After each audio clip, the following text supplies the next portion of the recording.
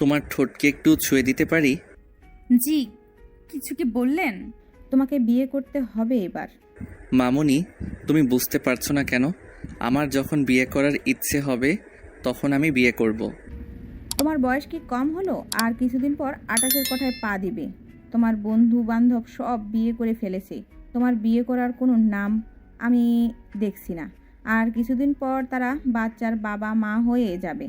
আর এদিকে তুমি আজ পর্যন্ত বিয়েটাই করলে না। মামুনি, প্লিজ তুমি আমার প্রতি প্রেশার ক্রিয়েট করো না, তাহলে কিন্তু আমি ফ্ল্যাটে চলে যাব। তুমি কিছু বলছো না কেন? নিজে তো 24 ঘন্টার মধ্যে 18 ঘন্টা রাজনীতি নিয়ে পড়ে থাকো।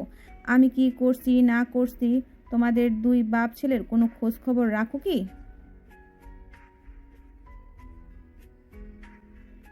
ছেলের বিয়ে নিয়ে কোনো চিন্তা নেই? এই বলে দিলাম, আজকে আমি সেই মেয়েকে দেখতে যাব। সেই মেয়েকেই তোর জন্য আমি নিয়ে আসব, মনে রাখিস।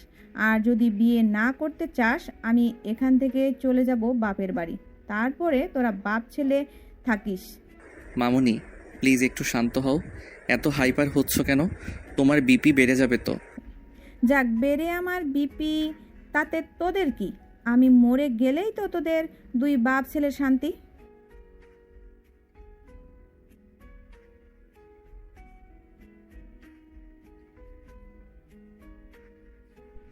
হানিফ চৌধুরীর কথা শুনে হাওয়া চৌধুরী যেন আরও তেলে বেগুনে জ্বলে উঠল। কিছু না বলে রুমে গিয়ে জোরে দরজা লাগিয়ে দিল। যেন তার পাপার দিকে অসহায় চোখে তাকালো। পাপা?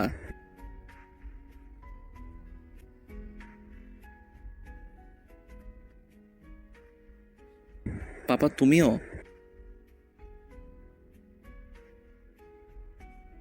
যেন অসহায় চোখে হানিফ চৌধুরীর দিকে তাকালো।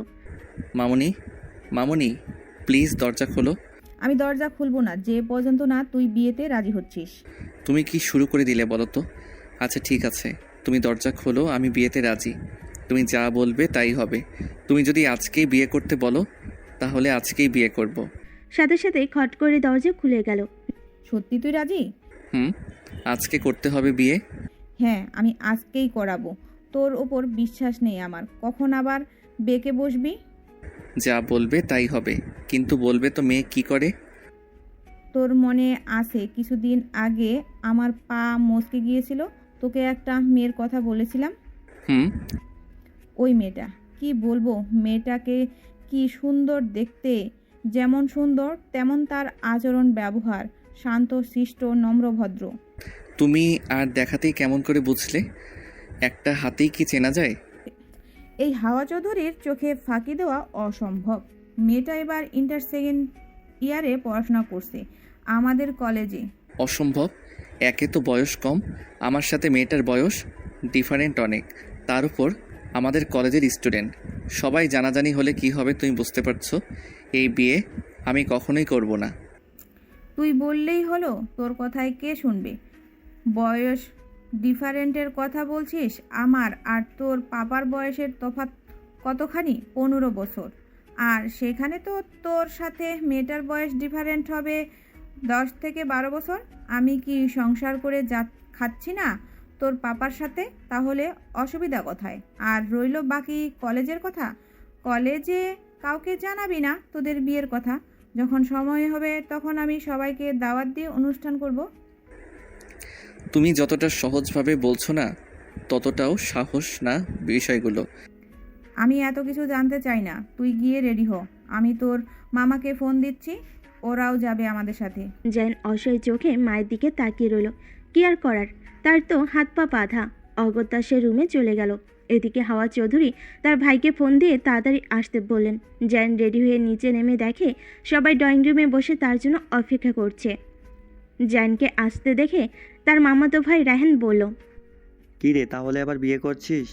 প্লিজ ভাই আর বলিস না, জীবনটা বেদনাদায়ক হয়ে গেছে। আর কতদিন? বয়স তো আর কম হলো না। দেখ, আমি বিয়ে করে নিয়েছি, কিছুদিন পর বাচ্চার বাবা হব, আর তুই এখনও বিয়ে করলি না। তোরা সবাই আজকে আটঘাট বেঁধে এসেছিস আমার বিয়ে দেওয়ার জন্য। এদিকে তো দেখছি তত্ত্ব রেডি। মায়া তো মার্কেট করলো আবার কবে। ফুফু গতকাল মার্কেট করেছে, সাথে আমার মা বউ দুজনেই ছিল। বাহ, তার মানে তোরা সবাই আমার বিয়ে দেওয়ার জন্য আগে থেকেই সব রেডি করে রেখেছিস, শুধু আমি জানি না। হয়েছে একটা পুরনো প্রবাদ আছে না, যার বিয়ে তার হুঁশ নেই, পাড়াপড়শির ঘুম নেই, তোদের হয়েছে সেই অবস্থা। এখন তুই যদি বিয়ে করতে না চাস, পাড়া প্রতিবেশী তো দেখবে, তাই না? জান আরও কিছু বলতে যাবে, তার আগেই হাওয়া চৌধুরী বলে উঠল। অনেক কথা হয়েছে, এখন তাড়াতাড়ি চলো, এমনিতেই দেরি হয়ে গেছে, আরও দেরি হয়ে যাবে। কি রে, তুই এখনো শুয়ে শুয়ে বই পড়ছিস? ওনারা চলে এলো বলে তোকে দেখতে। চল চল, তাড়াতাড়ি ওঠ, বই রেখে আমি তোকে সাজিয়ে দিই। আপু তুমি কখন আসলে? অনেকক্ষণ হয়ে গেছে, তোর তো বই নিয়ে বসলে কোনো হুঁশ থাকে না। চল চল, তাড়াতাড়ি তোকে তৈরি করে দিব। মামি এই শাড়িটা দিয়েছে তোকে পরানোর জন্য। কি হলো এমন ভাবে তাকিয়ে? কিছু না। বুঝতে পেরেছি, টেনশন হচ্ছে তাই না? এমন হওয়া আর স্বাভাবিক। শোন, দেখতে আসলে তো আর বিয়েটা হয়ে যাচ্ছে না। তোর কি কোনো পছন্দ আছে? থাকলে বলতে পারিস, আমি মামার সাথে কথা বলবো, জানি মামা তোকে সাপোর্ট করবে। কি বলো এগুলো তুমি আপু? আমার পছন্দ না তুমি ভালো করেই জানো। আচ্ছা ঠিক আছে, সাজিয়ে দাও, কিন্তু হালকা করে সাজাবে। আমি কিন্তু এত গর্জিয়াস পছন্দ করি না। আর তোকে না সাজলেও এমনিতেই সুন্দর দেখা যায়। রিয়া লামিয়াকে সাজিয়ে দিতে লাগলো। হালকা মেকআপ, ঠোঁটে কাজল, গোলাপি ঠোঁটে আর একটু গোলাপি লিপ বাম, আরও যেন গোলাপি হয়ে গেছে কোমল ঠোঁট দুটো, গালে হালকা ব্লাশ, হাঁটু সমান লম্বা চুলগুলো হালকা করে বেনি করে দিল। এতে যেন লামিয়াকে আরও সুন্দর লাগছে। কি রে রিয়া, লামিয়াকে সাজানো হলো? ওরা তো চলে এসেছে। বলতে বলতে আফসানা খান মেয়ের রুমে প্রবেশ করলো। লামিয়াকে দেখে বলল, মাশাল্লাহ মাশাল্লাহ, আমার মেয়েটাকে তো খুব সুন্দর লাগছে। আমার মেয়েটা তো এমনিতেও পড়ি, এখন আরও বেশি সুন্দর লাগছে। দেখি দেখি কারো যেন নজর না লাগে। বলে নিজের চোখ থেকে কাজল নিয়ে কানের পিঠে ছুঁয়ে দিল। রিয়া, ওকে নিয়ে চল। জি মামি, আপনি ওখানে যান, আমি আসছি ওকে নিয়ে।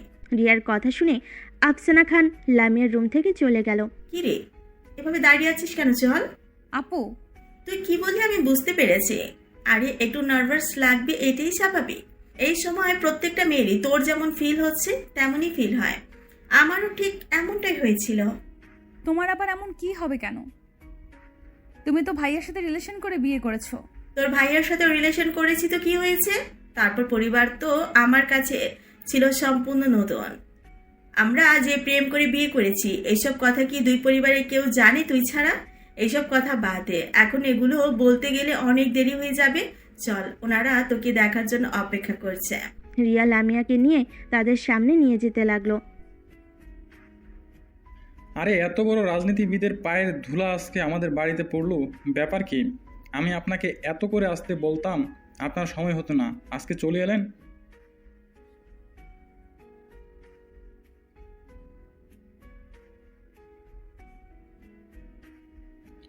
তাহলে আজকে আমার মেয়েকে যারা দেখতে আসছে তারাই কি আপনারা? আগে বসেন, তারপরে সব কথা হবে। আরিফুল খানের কথা শুনে সকলে সোফায় বসে পড়ল। তোমরা কি আগে থেকে একে অপরকে চেনো?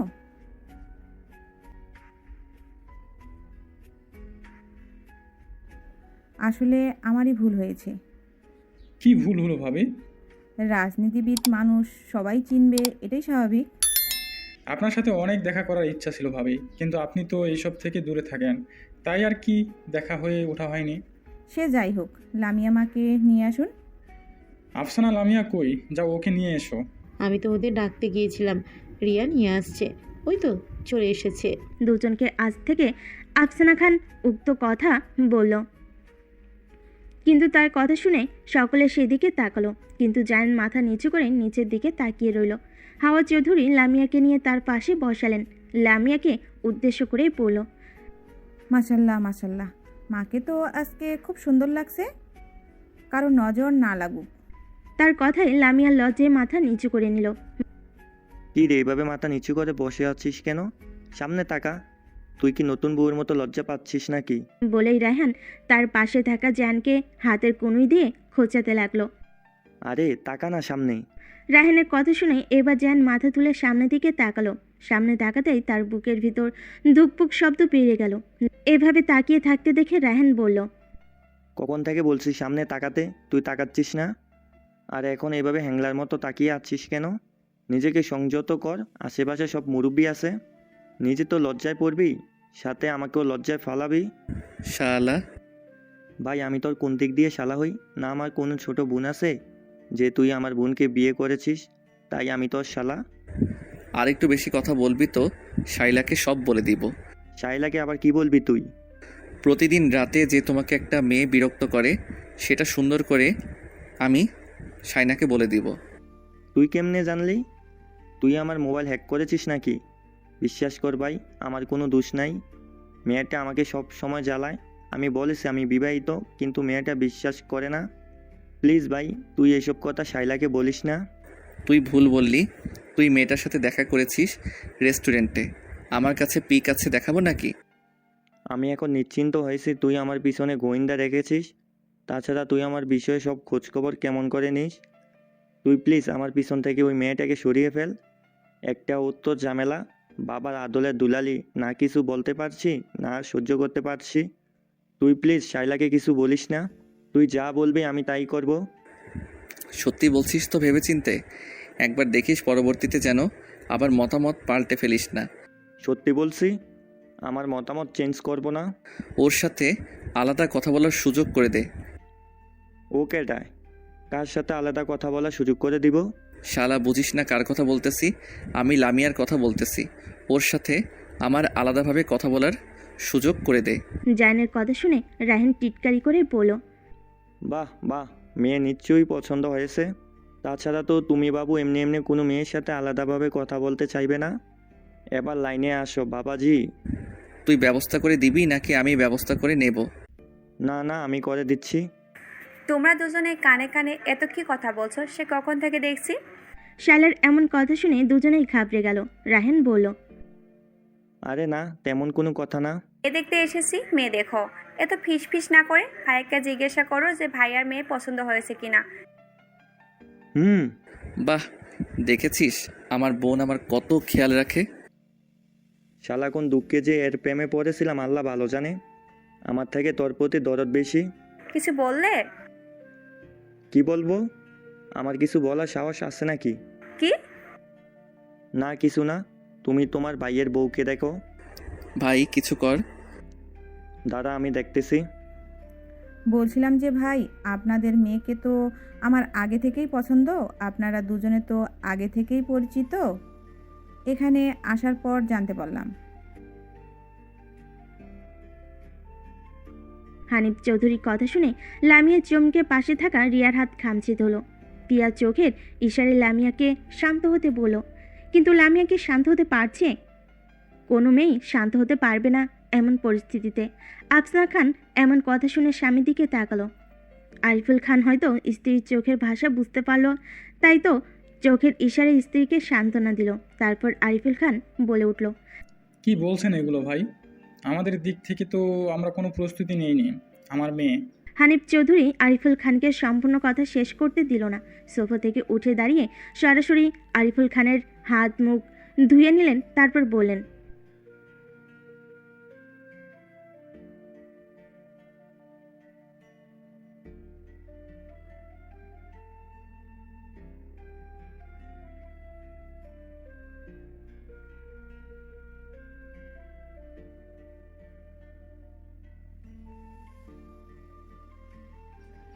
এসব কি বলছেন হানিফ ভাই? আমি তোর কথা বলতে চাই না। আমি বলতে চেয়েছি আমার মেয়েটা এখনও অনেক ছোট। একমাত্র মেয়ে, আমাদের এইভাবে কোনো আয়োজন ছাড়া দিয়ে দিব? আফসানার খুব শখ মেয়েকে ধুমধাম করে বিয়ে দেব। আমার ছোট মেয়েটা সংসার সম্পর্কে তেমন কোনো জ্ঞান হয়নি ভাই।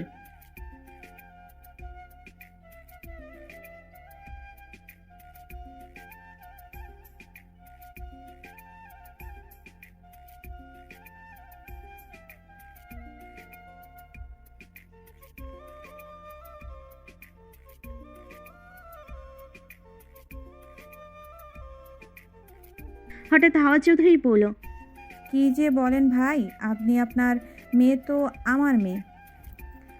আল্লাহ তাআলা হয়তো একদিন পরে আমার মেয়ের শখ পূরণ করবে। ছোট কি হয়েছে, এখনই কি ওকে আমি সংসারের দায়িত্ব দিয়ে দেব? আল্লাহ আমাকে যতদিন সুস্থ রেখেছে ততদিন আমার সংসারের দায়িত্ব সব আমার। আপনার বাড়িতে আপনার মেয়ে যেমন আছে আমার বাড়িতেও তেমনই থাকবে। আর বাগদান কেন, আজকে বিয়ে পড়িয়ে ফেলবো। আপনাদের সব কথা আমি মেনে নেব ভাবি, কিন্তু একটা কথা আপনাদেরকে মানতে হবে। ভাই, সব কথাই আমি আপনাদের মানলাম, আজকে বিয়েটাও হবে, তবে আমার মেয়েকে আমি এসএসসি পরীক্ষার পরে আপনাদের বাড়িতে পাঠাবো। এই কথাটা আমার রাখতেই হবে আপনাদের।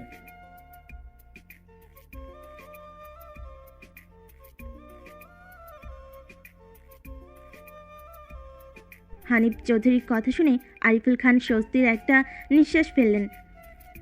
সে তো ভেবে নিয়েছিল তার কথা মানবে না, না মানলে সে বিয়েতে না করে দেবে, যত ভালো পাত্রই হোক না কেন। রায়হান বলে উঠল। সব তো মিটে গেল, তাহলে কাজীটাকে কি বলেন সবাই? রায়হানের কথা শুনে হাওয়া চৌধুরী বলে উঠল। সব পরে হবে, আগে যা তোরা সবাই গাড়ির ভেতরে থেকে তত্ত্বগুলো নিয়ে আয়। আগে আমার মেয়েকে সাজাই নিজের মনের মতো করে, তারপরে বাকি সব। তত্ত্বের কথা শুনে আরিফুল খান আর আফসানা খান অবাক হলেও বুঝতে পারল তারা সকলে বিয়ের প্রস্তুতি নিয়েই এসেছিল। আফসানা খান একটা দীর্ঘশ্বাস ফেললেন। সে কখনোই ভাবেনি তার মেয়েটার এমনভাবে বিয়ে হয়ে যাবে। অন্যদিকে লামিয়া অবাক হয়ে সবার কথা শুনছিল। জান লামিয়ার দিকে তাকিয়ে সবার কথা শুনছিল। হঠাৎ লামিয়ার চোখ তুলে সামনে তাকাতে জানের সাথে চোখাচোখি হয়ে গেল। জানকে দেখার সাথে সাথেই লামিয়া 440 ভোল্টের শক খেল। সে কি দেখছে? এ তো তাদের কলেজের প্রিন্সিপাল। যদিও সে নাম শুনেছে পাত্রের নাম জায়ান, কিন্তু তাদের প্রিন্সিপাল স্যারের নাম তো আদিত্য চৌধুরী জায়ান। সে তো ভেবেই দেখেনি, কিন্তু কলেজ তো সবাই তাকে আদিত্য স্যার বলেই জানে। ইয়া মাবুদ, কেমনি কি? তার মানে আদিত্য চৌধুরী জায়ান, তার বাবা মা তাকে জায়ান বলে ডাকে। আমি তো এত কিছু ভাবিনি। কিন্তু কলেজে তো সবাই তাকে আদিত্য স্যার বলেই জানে। হাওয়া চৌধুরীর কথা মতো সবাই গাড়ি থেকে তত্ত্ব আনতে চলে গেল। হাওয়া চৌধুরী বলল, লামিয়া মাকে ঘরে নিয়ে যাও। হাওয়া চৌধুরীর কথা শুনে রিয়া লামিয়াকে নিয়ে রুমের উদ্দেশ্যে চলে গেল। লামিয়ার পিছনে পিছনে তার মা আফসানা খানও গেলেন। রিয়া লামিয়াকে নিয়ে এসে বিছানায় বসিয়ে দিল। লামিয়া এখনও কেমন যেন একটা ঘোরের মধ্যে আছে। রিয়াকে চোখের ইশারায় আফসানা খান মেয়েকে দেখতে বলে তিনি রুম থেকে বের হয়ে গেলেন। যা ফ্রেশ হয়ে আয়। লামিয়া যেন পুতুলের মতো সব কিছু করতে লাগলো, কারোর সাথে কোনো কথা বলে। লামিয়ার তার বাবা মার প্রতি প্রচণ্ড অভিমান হয়েছে। মনে মনে বলল, আমি কি এতই বোঝা হয়ে গেছি পরিবারের যে আমাকে এত তাড়াতাড়ি বিয়ে দিয়ে দিতে হবে? বিয়ের কথা না হয় বাদ দিলাম, আব্বু আমাকে এত মা মা করেন, কিন্তু আমার থেকে বিয়ের অনুমতি নিলেন না কেন? আমার মতামতের কি প্রয়োজন নেই? কথাগুলো ভাবতে যেন লামিয়ার চোখ দিয়ে অবাধ্য জল গড়িয়ে আসতে চাইল। হাওয়া চৌধুরী আর শাইলা তত্ত্বনে বিছানায় ডাকলো। তুমি আর শাইলা দুজনে মিলে লামিয়া কি সাজিয়ে দাও। জি মামনি, তোমাকে চিন্তা করতে হবে না, আমি তোমার বৌমাকে সুন্দর করে সাজিয়ে নিয়ে যাব। সেটা না ভাইয়া তার বউয়ের দিক থেকে চোখ সরাতেই না পারে।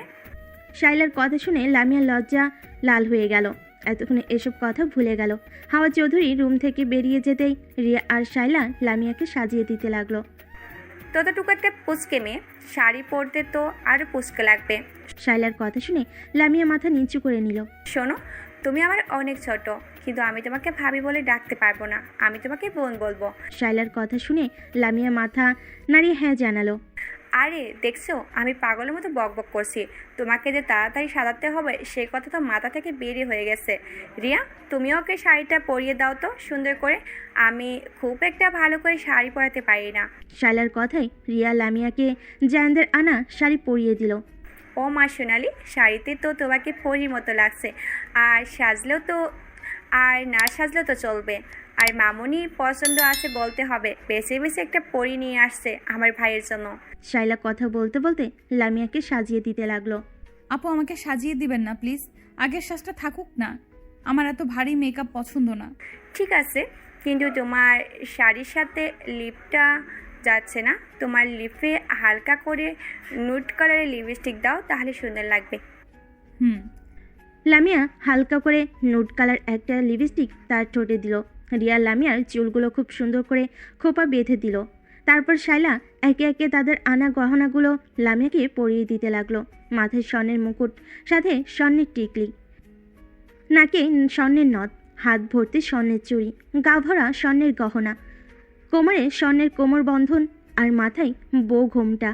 লামিয়াকে দেখতে কোনো রানীর থেকে কম লাগছে না। মাশাল্লাহ মাশাল্লাহ, আমার ভাই দেখলে তো পাগল হয়ে যাবে। তাদের কথার মাঝেই দরজায় আরিফুল খান দরজা নক করলেন। জি মামা, ভেতরে আসেন। রিয়ার কথা শুনে আরিফুল খান দরজা ঠেলে ভিতরে প্রবেশ করলেন।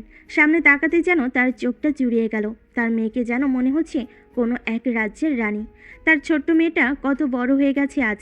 তার বিয়ে ভাবতেই বুকের ভিতর ভারী হয়ে আসছে। তোমরা একটু রুম থেকে বের হয়ে যাও, আমার লামিয়ার সাথে কিছু কথা আছে। আরিফুল খানের কথা শুনে শাইলা আর রিয়া দুজনেই রুম থেকে বের হয়ে গেল। তারা দুজন এই রুম থেকে বের হতেই আরিফুল খান তার মেয়ের দিকে এগিয়ে গেল। মেয়েকে বুকে জড়িয়ে নিলেন, তারপর বললেন, মা তোমার অনুমতি না নিয়ে আমি বিয়েতে মতামত দিয়েছি। তোমার অনুমতিতে নেওয়া আমার প্রয়োজন। তুমি কি এই বিয়েতে রাজি? যদি রাজি না থাকো আমি এখনই তাদের না করে দেব। আমার কাছে আগে আমার মেয়ে, তারপরে দুনিয়ার বাকি সব। তুমি কি রাজি? আরিফুল খানের কথা শুনে এতক্ষণে সব রাগ ধুয়ে মুছে শেষ হয়ে গেল লামিয়ার। বাবার কথায় যেন কান্নাগুলো দলা পাকিয়ে বের হয়ে আসতে চাইল ভেতর থেকে। মা আপনি কিছু বলছেন না কেন? আপনার কি বিরক্ত মত আছে? লামিয়া মুখ ফুটে বলল, আমি কি কখনো তোমাদের অবাধ্য হয়েছি বাবা? আমি কখনো তোমাদের অবাধ্য হইনি। আমি জানি আমার বাবা কখনো আমার খারাপ চাইবে না। মেয়ের এতটুকু কথা জানাই আরিফুল খানের জন্য যথেষ্ট ছিল। তার মেয়েকে কতটা ভালোবাসে তারা এতটুকু কথাই আরিফুল খান বুঝে গেছে। আরিফুল খান আরও শক্ত করে নিজের বুকে জড়িয়ে ধরল। চোখ দিয়ে 2 ফোঁটা পানি গড়িয়ে পড়ল। পুষতে নাকি কাঁদতে মানা। একটা মেয়ের বাবা জানে এত বছর লালন পালন করে নিজের মেয়েকে অন্য ঘরে তুলে দিতে বাবার কেমন অনুভূতি হয়। যদি বাজারে সুখ কিনতে পাওয়া যেত তাহলে সেই সুখ কিনতে প্রথমে মেয়ের বাবা যেত। লামিয়ার বাবার বুকে মাথা রেখে ফুপিয়ে উঠল। আরিফুল খান নিজের চোখের পানি মুছে লামিয়াকে তার সামনে দাঁড় করিয়ে চোখের পানি মুছে দিয়ে বলল, আমার মা কাঁদছে কেন? আমি তো আমার মার কোনোদিন চোখের পানি ঝরতে দেইনি। আজকে তো শুধু বিয়েটা হচ্ছে, এখনই তো আমাকে ছেড়ে চলে যাচ্ছে না আমার মা। তাহলে এই কান্নার তো কোনো মানেই হয় না। কান্না থামাও তো, তোমার আম্মি জান দেখলে কিন্তু কষ্ট পাবে। লামিয়া নিজের মায়ের কথাই কান্নাগুলো গিলে নিল। এই তো আমার লক্ষ্মী মা, তুমি থাকো, আমি ওদের পাঠিয়ে দিচ্ছি রুমে। বলে দ্রুত পায়ে আরিফুল খান রুম ত্যাগ করলো। আজ লামিয়া তার বাবার যাওয়ার দিকে তাকিয়ে রইল অসহায় চোখে। আরিফুল খান রুম থেকে চলে যেতেই কিছুক্ষণ পরে আবার শাইলা আর রিয়া রুমে আসলো। চলো চলো, কাজী সাহেব চলে এসেছে, ওকে নিয়ে চলো। লামিয়া এক পা করে ড্রয়িং রুমের দিকে এগিয়ে যাচ্ছে, আর সাথে সাথে বুকের ভিতর ধুকপুকানিটাও বেড়ে যাচ্ছে। লামিয়াকে নিয়ে গিয়ে জায়ানের পাশে বসানো হলো। কাজের সকলের অনুমতি নিয়ে বিয়ে পড়ানো শুরু করলো। হানিফ চৌধুরীর একমাত্র ছেলে আদিত্য চৌধুরী জায়ানের সাথে আরিফুল খানের একমাত্র কন্যা লামিয়া খান লিজার 20,01,000 টাকার সাথে একটা ফ্ল্যাট বাসা দেড়মোহর ধার্য করিয়া বিবাহ দেওয়া হইবে। যদি মা আপনার এই বিয়েতে মত থাকে তাহলে আপনি কবুল বলুন। বলেন মা। আলহামদুলিল্লাহ, কবুল। কাজী সাহেবের কথা শুনে লামিয়া ফুপিয়ে কান্না করতে লাগলো। তার কান্নার আওয়াজ শুনে জায়ানের বুকের ভেতর রক্তক্ষরণ হচ্ছে। মেয়ের কান্না দেখে আরিফুল খান আর আফসানা খান দুজনে লামিয়ার দুপাশেই বসলেন। আফসানা খান মেয়েকে জড়িয়ে ধরে কবুল বলার জন্য বলেন। আরিফুল খান মেয়ের কাঁধে হাত রাখলো। লামিয়া বাবার দিকে তাকালো। চোখের ইশারায় বাবা মেয়ের কথা হলো। তার কিছুক্ষণ পরে লামিয়া কবুল বলল। আলহামদুলিল্লাহ, কবুল। আপনি যদি রাজি থাকেন তাহলে আবারও কবুল বলুন। আলহামদুলিল্লাহ, কবুল। এরপরে কাজী জায়ানকে কবুল করতে বলে জায়ান কিছু সময় নিয়ে কবুল বলে দিল। কবুল শুনে সকলে একসাথে আলহামদুলিল্লাহ বলে উঠল। আফসানা খান উঠে গিয়ে লামিয়া আর জায়ানকে একসাথে বসিয়ে দিল। এরপর রিয়া আর শাইলা দুজনে মিলে একটা আয়না নিয়ে আসলো মুখ দেখানোর জন্য। তাদেরকে আয়না আনতে দেখে আফসানা খান বলল, কিরে, তোরা আয়না কোথায় পেলি? এতটুকু সময়ের মধ্যে আয়নার ব্যবস্থা কেমনে করলি? হঠাৎ করে বিয়ে হয়েছে তো কি হয়েছে, তাই মুখ দেখানোর নিয়ম করব না? এটা কখনো হয়? লামিয়ার ঘরের যে ছোট আয়না ছিল ওই আয়নাটার সাথে তাজা ফুল কচটিপ দিয়ে লাগিয়ে নিয়েছি, হয়ে গেল আয়না। তোদের মাথায় এত বুদ্ধি কোথা থেকে আসে? আয়নাটা শাইলা লামিয়ার সামনে ধরে বলল। দেখো তো বোন, আয়নায় তুমি কাকে দেখতে পাচ্ছ? শাইলার এমন কথা শুনে লামিয়া তো তবদা খেয়ে গেল। এখন সে কি বলবে? লামিয়া চুপ করে রইল। বলো বলো, লজ্জা পেও না, এখানে শুধু আমরাই আছি। লামিয়া আয়নার দিকে তাকিয়ে জায়ানের মুখের প্রতিবিম্ব দেখতে পেল। হঠাৎই বলে উঠল, আমাদের প্রিন্সিপাল স্যার। লামির এমন কথা শুনে জ্যান তপ্তা খেয়ে গেল আর সকলে একসাথে হেসে উঠল। সকলের হাসাহাসি দেখে লামিয়া বুঝতে পারলো সে কি বলে ফেলেছে আর কি করার, তাই চুপচাপ মাথা নিচু করে বসে রইল। এই সুযোগে রায়হান টিটকারি মেরে জ্যানের কানে কানে বলল, ছি ছি, কিনা স্টুডেন্টকে বিয়ে করলি তুই? ছাত্রীর কাছে শিক্ষক হলো পিতা সমতুল্য। তুই এটা কি করলি ভাই? রায়হানের এমন কথা শুনে জ্যান চোখ গরম করে রায়হানের দিকে তাকালো, যার অর্থ একবার তোকে বাগে পাই তোর খবর আছে। জায়ানের চোখ গরম করা দেখে রায়হান একটা ডোন্ট কেয়ার ভাব নিয়ে বসে রইল। আচ্ছা আচ্ছা, অনেক হাসি ঠাট্টা হয়েছে, এখন জায়ান ভাইয়াকে বলা হবে। ভাই আপনি বলেন তো, আয়নাতে কাকে দেখতে পাচ্ছেন? শাইলার কথা শুনে আয়নায় তাকাতে দেখলো লামিয়া মাথা নিচু করে তাকিয়ে আছে আয়নার দিকে। তা দেখে মুচকি হেসে বলল, আমার অর্ধাঙ্গিনী, যে আজকে থেকে আমার প্রত্যেকটা জিনিসের অংশ, এমনকি আমার জীবনের অর্ধেক অংশ সে, যাকে ছাড়া এখন থেকে আমার জীবন অপরিপূর্ণ। জায়ানের কথা শুনে সকলে হাততালি দিল। এরই মধ্যে আরিফুল খান এসে বলল, অনেক নিয়ম পালন করেছো, এখন চলো সবাই খাবার খেয়ে নেবে। আপনারাও চলুন সবাই, রাত তো কম হয়ে গেল না? আরিফুল খানের কথা শুনে সকলে ড্রয়িং রুমে খাবার খেতে চলে গেল। জায়ানকে আর লামিয়াকে একসাথে বসানো হয়েছে। মিসেস চৌধুরী জায়ান আর লামিয়াকে এক প্লেটে খাইয়ে দিতে লাগলো। হঠাৎ রায়হান বলে উঠল, খা খা, দুজনে একসাথে খা। দুজনে একসাথে খেলে ভালোবাসা বাড়ে। রায়হানের এমন কথা শুনে লামিয়ার হঠাৎ বিষম উঠে গেল। তা দেখে জায়ান তাড়াতাড়ি করে পানির গ্লাস লামিয়ার দিকে এগিয়ে দিল। লামিয়া তাড়াতাড়ি করে পানিটুকু খেয়ে নিল। কথা না বলে চুপচাপ খাবার খা। চোখ গরম করে বলল, বাহ বাহ, বিয়ে না হতেই দেখছি বউয়ের প্রতি কত দরদ। রায়হান, মেয়েটাকে আর জ্বালাস না তো, ভালো মতো খেতে দে মেয়েটাকে। তোর জন্য আমার মেয়েরা ঠিক মতো খাবার খেতে পারছে না, তোর তো খাবার কম পড়েনি, তুই খা না। এইসব কি হচ্ছে রায়হান? দেখছো ছোট মানুষ, তার উপরে সবার সামনে ঠিক মতো খেতে পারছে না, আর তুমি মেয়েটাকে কিভাবে জ্বালাচ্ছ কেন? তুমি খাও। সকলের কথা শুনে রায়হান আর কিছু বলল না। সবাই চুপচাপ খেতে লাগলো। সকলের খাওয়া শেষে রিয়া লামিয়াকে নিয়ে তার রুমে চলে গেল। এ কি ভাই, কি বলেন? আজকে চলে যাবেন? আজকে রাতটা থেকে যান।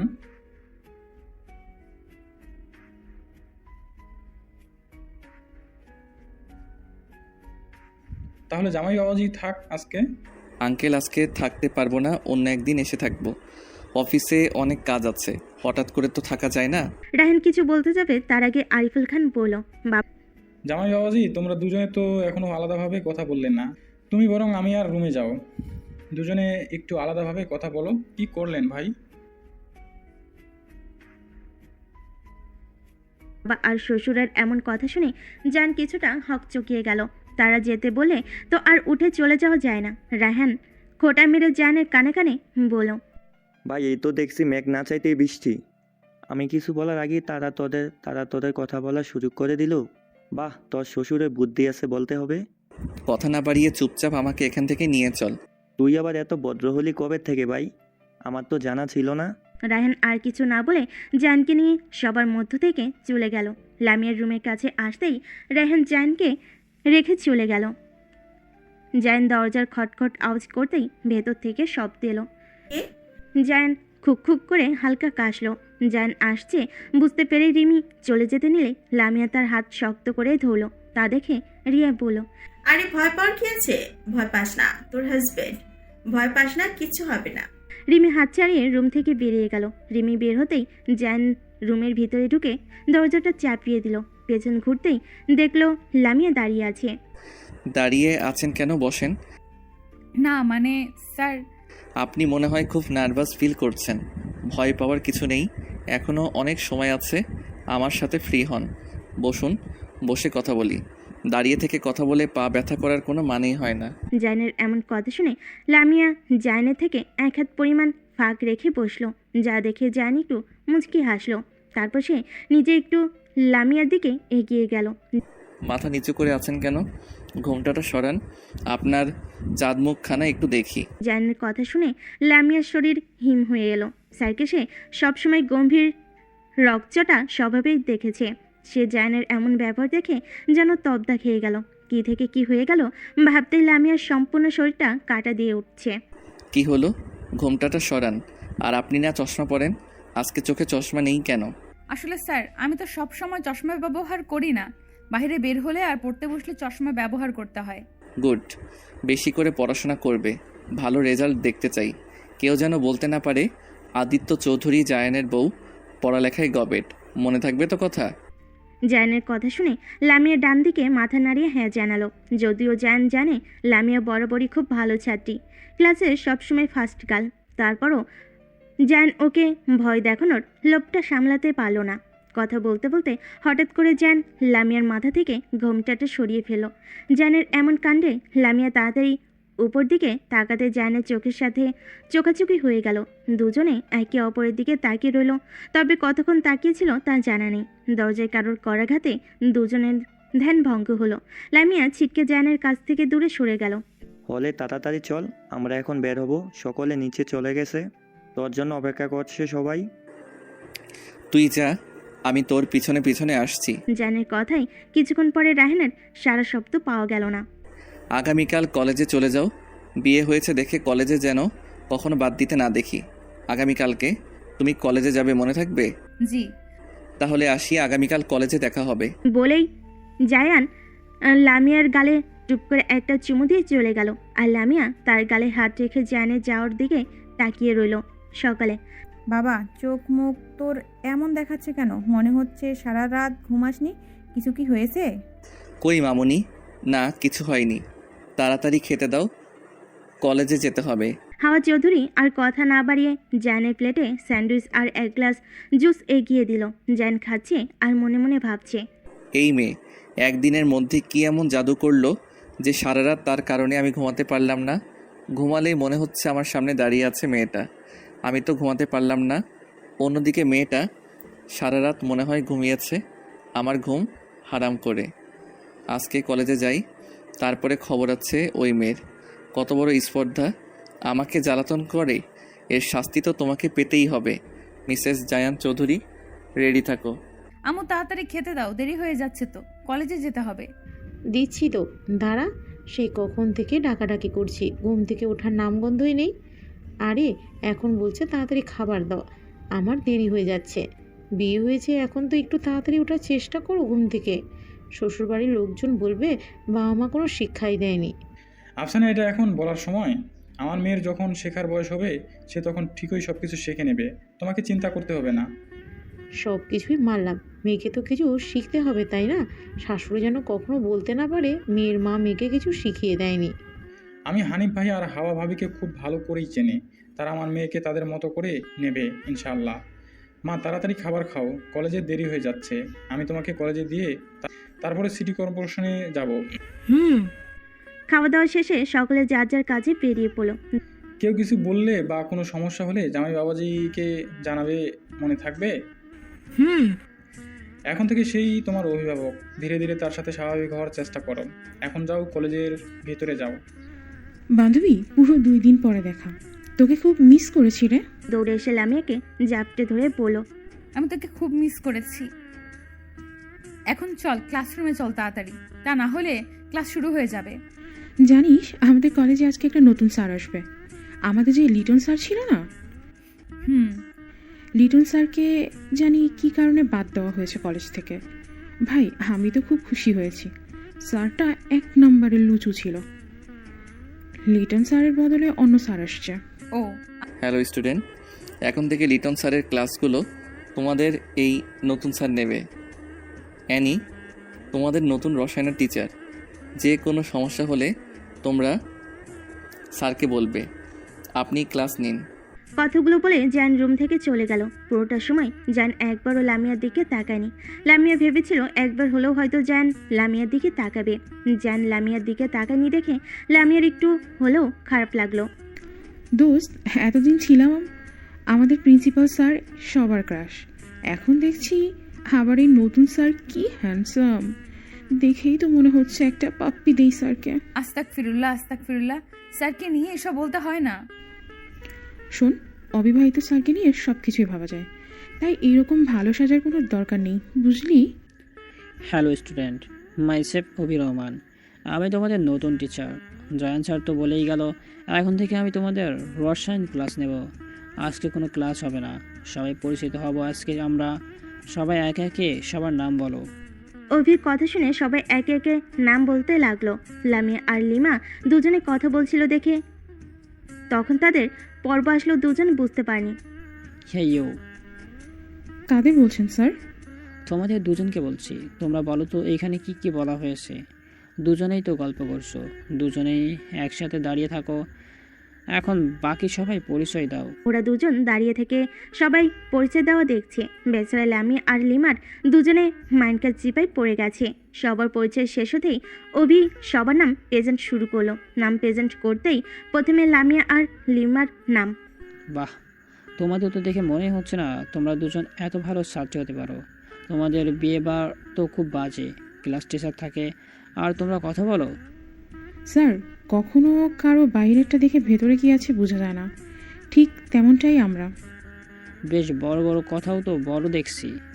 স্যার, ওর কথা কিছু মনে করবেন না, ও আসলে এইরকমই। তুমি বসো, আর এই মেয়ে তুমি কান ধরে দাঁড়িয়ে থাকো। লিমাকে উদ্দেশ্য করে পড়ল। কিছুক্ষণ পরে বেল বাজতে অভি ক্লাসরুম থেকে বের হয়ে গেল। সাথে সাথে লিমা বসে পড়ল আর ক্লাসের সবার গুঞ্জন শুরু হয়ে গেল। তাদের পাশে বসে থাকা মেয়েগুলো আলোচনা করছে। হাই, অভি স্যার কি হ্যান্ডসাম, তাই না? আমি তো দেখেছি, হ্যাঁ হয়ে গেছি। এতদিন ছিল জ্যান স্যার, এখন আরও একজন নতুন স্যার। হাই, মেরা দিল লে গেয়া। হ্যাঁ, স্যার যতই হ্যান্ডসাম হোক আমার জ্যানের মতো না। তোর জ্যানের মতো না মানে? আমার জ্যান মানে আমার জায়ান, মানে আমি জায়ানকে ভালোবাসি। তোরা সবাই জায়ান বাদে সব স্যারের দিকে নজর দিতে পারিস, আমি কিছুই বলবো না। আইসে, যেই না চেহারা তার আবার পেয়ারা। অপমান করিস, দেখিস কিছুদিন পরে আমি জায়ান স্যারের বউ হব, তখন কপাল চাপড়াস। শুধু কলেজ থেকে বের হতে দে, তারপরে জায়ান স্যারকে প্রস্তাব পাঠাবো। তুই প্রস্তাব পাঠাবি আর জায়ান স্যার তোর প্রস্তাব গ্রহণ করলো? আরে, জায়ান স্যারের বাবার সাথে আমার আব্বুর খুব ভালো সম্পর্ক। জায়ান স্যারের বাবা নাকি আমার সাথে জায়ান স্যারের বিয়ের কথা বলেছিল। ঢং, এই যে কথা বানিয়ে বলতে পারিস সেটা আমি খুব ভালো করেই জানি। এতক্ষণ লামিয়া আর লিমা দুজনে মিলে মেয়ে দুটোর কথা শুনছিল। লামিয়ার কেন যেন খুব রাগ হচ্ছিল। লামিয়ার মনে হচ্ছিল মেয়েটার চুলের মুঠি ধরলে তার শান্তি লাগতো, কিন্তু কেন এত রাগ হচ্ছে সে বুঝতে পারছে না। জ্যান তার হাজব্যান্ড দেখে কি এত রাগ হচ্ছে? লামিয়া মনে মনে বলল, ঢং কত! অন্যের স্বামীর দিকে নজর দিস, লজ্জা করে না তোদের? একটা বিবাহিত লোকের দিকে কেমন করে অন্য নজরে তাকাস? তোদের তো লজ্জা থাকা দরকার। তোদের আবার লজ্জা থাকবে কেমন করে? তোরা তো নির্লজ্জ। তোদের কাজই শুধু অন্যের স্বামীর থেকে নজর চাওয়া। বেয়াদব মেয়ে কোনোকার। পারলে আমি এক্ষুনি ঠেকিয়ে চড় মারতাম দুটোকে। ইস, এত রাগ হচ্ছে কেন? কি রে, কেমনভাবে ওইদিকে তাকিয়ে কি ভাবছিস? কিছু না, তোমার কেমন জানি ভালো লাগছে না রে। চল ক্যান্টিনে যাই। প্রতিদিন তোকে আমি ঠেলেছুলি ক্যান্টিনে নিয়ে যেতে পারি না, আজকে কি এমন হলো যে ক্যান্টিনে যাবি? সূর্য আজকে কোন দিকে উঠেছে রে? পশ্চিম দিকে না তো? ইয়ার কি করিস না তো, চল, ভালো লাগছে না। আচ্ছা ঠিক আছে, কিছু বলবো না, চল। দুজনে ক্যান্টিনের উদ্দেশ্যে চলে গেল। এমন সময় পিয়ন এসে বলল, লামিয়া। জি চাচা, কিছু বলবেন? প্রিন্সিপাল স্যার তোমাকে ডাকছে। আমাকে ডাকছে? আমাকে কেন প্রিন্সিপাল স্যার ডাকবে? আমি তো জানি না, আমাকে শুধু স্যার বলল আপনাকে ডেকে দিতে। জি চাচা, আপনি যান, ও যাচ্ছে। লামিয়ার কথা শুনে পিয়ন চলে গেল। যেতেই রিমা বলল, কি রে, তুই আবার কি গন্ডগোল পাকিয়েছিস যার কারণে জায়ান স্যার তোকে ডাকছে? না, তুই তো গন্ডগোল পাকানোর মতো মেয়ে না, যার কারণে জায়ান স্যার তোকে ডাকবে। তোর মতো ভদ্র মেয়ে এই কলেজে আর একটা নেই বললেই চলে। একটু চল না আমার সাথে, দুজনে একসাথে যাই স্যারের কাছে। না বোন, তুই একাই যা, আমি যেতে পারবো না। স্যার তোকে রেখেছে, আমাকে তো আর ডাকেনি। আমি গেলে যদি স্যার রাগ করে তখন কি হবে? তার থেকে ভালো তুই একাই যা। তুই চল না, কিছুই বলবে না। না ভাই, আমি এসবের মধ্যে নেই। তোকে যেতে বলেছে, তুই যা। আমি বরং এখানে দাঁড়িয়ে থাকি, তুই আসলে দুজনে মিলে একসাথে না হয় ক্যান্টিনে যাব। লামিয়া আর না পেরে একাই চলে গেল। লিমা দাঁড়িয়ে থেকে ভাবছে কি করা যায়। হঠাৎ অভি করা অপমানের কথা তার মনে পড়ল। ভাবলো অভি থেকে প্রতিশোধ নিতে কি করা যায়। আশেপাশে তাকাতেই দেখলো পার্কিং লটে অনেকগুলো গাড়ি দাঁড় করানো। লিমা দৌড়ে গাড়িগুলোর কাছে গেল। এখানকার সব গাড়ি তো মোটামুটি চেনা, আর এই মোটর সাইকেলটাতেও আমি কখনো দেখিনি। এটাই হয়তো ওই অভিগভীর গাড়ি। হ্যাঁ, এটাই হবে। এখন কি করা যায়? হ্যাঁ, আইডিয়া। তাই আর পাংচার করা যায়। দেখি আজকে কিভাবে বাড়িতে যায়। লিমা মোটর সাইকেলের টায়ার পাংচার করে দিয়ে ভোঁত দিল। অন্যদিকে তার এসব কাণ্ড যে একজন দেখলো সেদিকে সে খেয়াল করলো না। অভি এসেছিল একটু বাইরে যাবে, টিফিন টাইম, এই ফাঁকে কাজটা করে নিতে। এসে দেখে লিমার এমন কাণ্ড। তোমাকে তো আমি পরে দেখে নেব মিস্টার লিমা। তুমি যদি চলো ডালে ডালে, আমি চলি পাতায় পাতায়। স্যার আসতে পারি? ভেতরে আসুন। জানের অনুমতি পেয়ে লামিয়া ভিতরে প্রবেশ করলো। ভেতরে প্রবেশ করতে দেখলো জান ল্যাপটপে কাজ করছে। কিছুক্ষণ দাঁড়িয়ে থাকার পরও যখন জান কিছু বলছে না, তখন লামিয়া বলল, স্যার আপনি আমাকে দেখেছিলেন হয়তো কিছু বলার জন্য, কিছু কি বলবেন? লামিয়ার কথা শুনে জান ল্যাপটপ অফ করে লামিয়ার দিকে তাকালো। তাকাতেই জানের হার্টবিট বেড়ে গেল। আজকে লামিয়া একটা হালকা গোলাপি রঙের লং জামা পরেছে, সাথে সাদা হিজাব, দেখতে খুব সুন্দর লাগছে। ঠোঁটগুলোর দিকে তাকাতেই যেন নেশা ধরে যাচ্ছে। গোলাপি রাঙা ঠোঁট, জানের মনে হচ্ছে এই ঠোঁটগুলোর অমৃত পান করলে তার জীবন ধন্য হয়ে যাবে।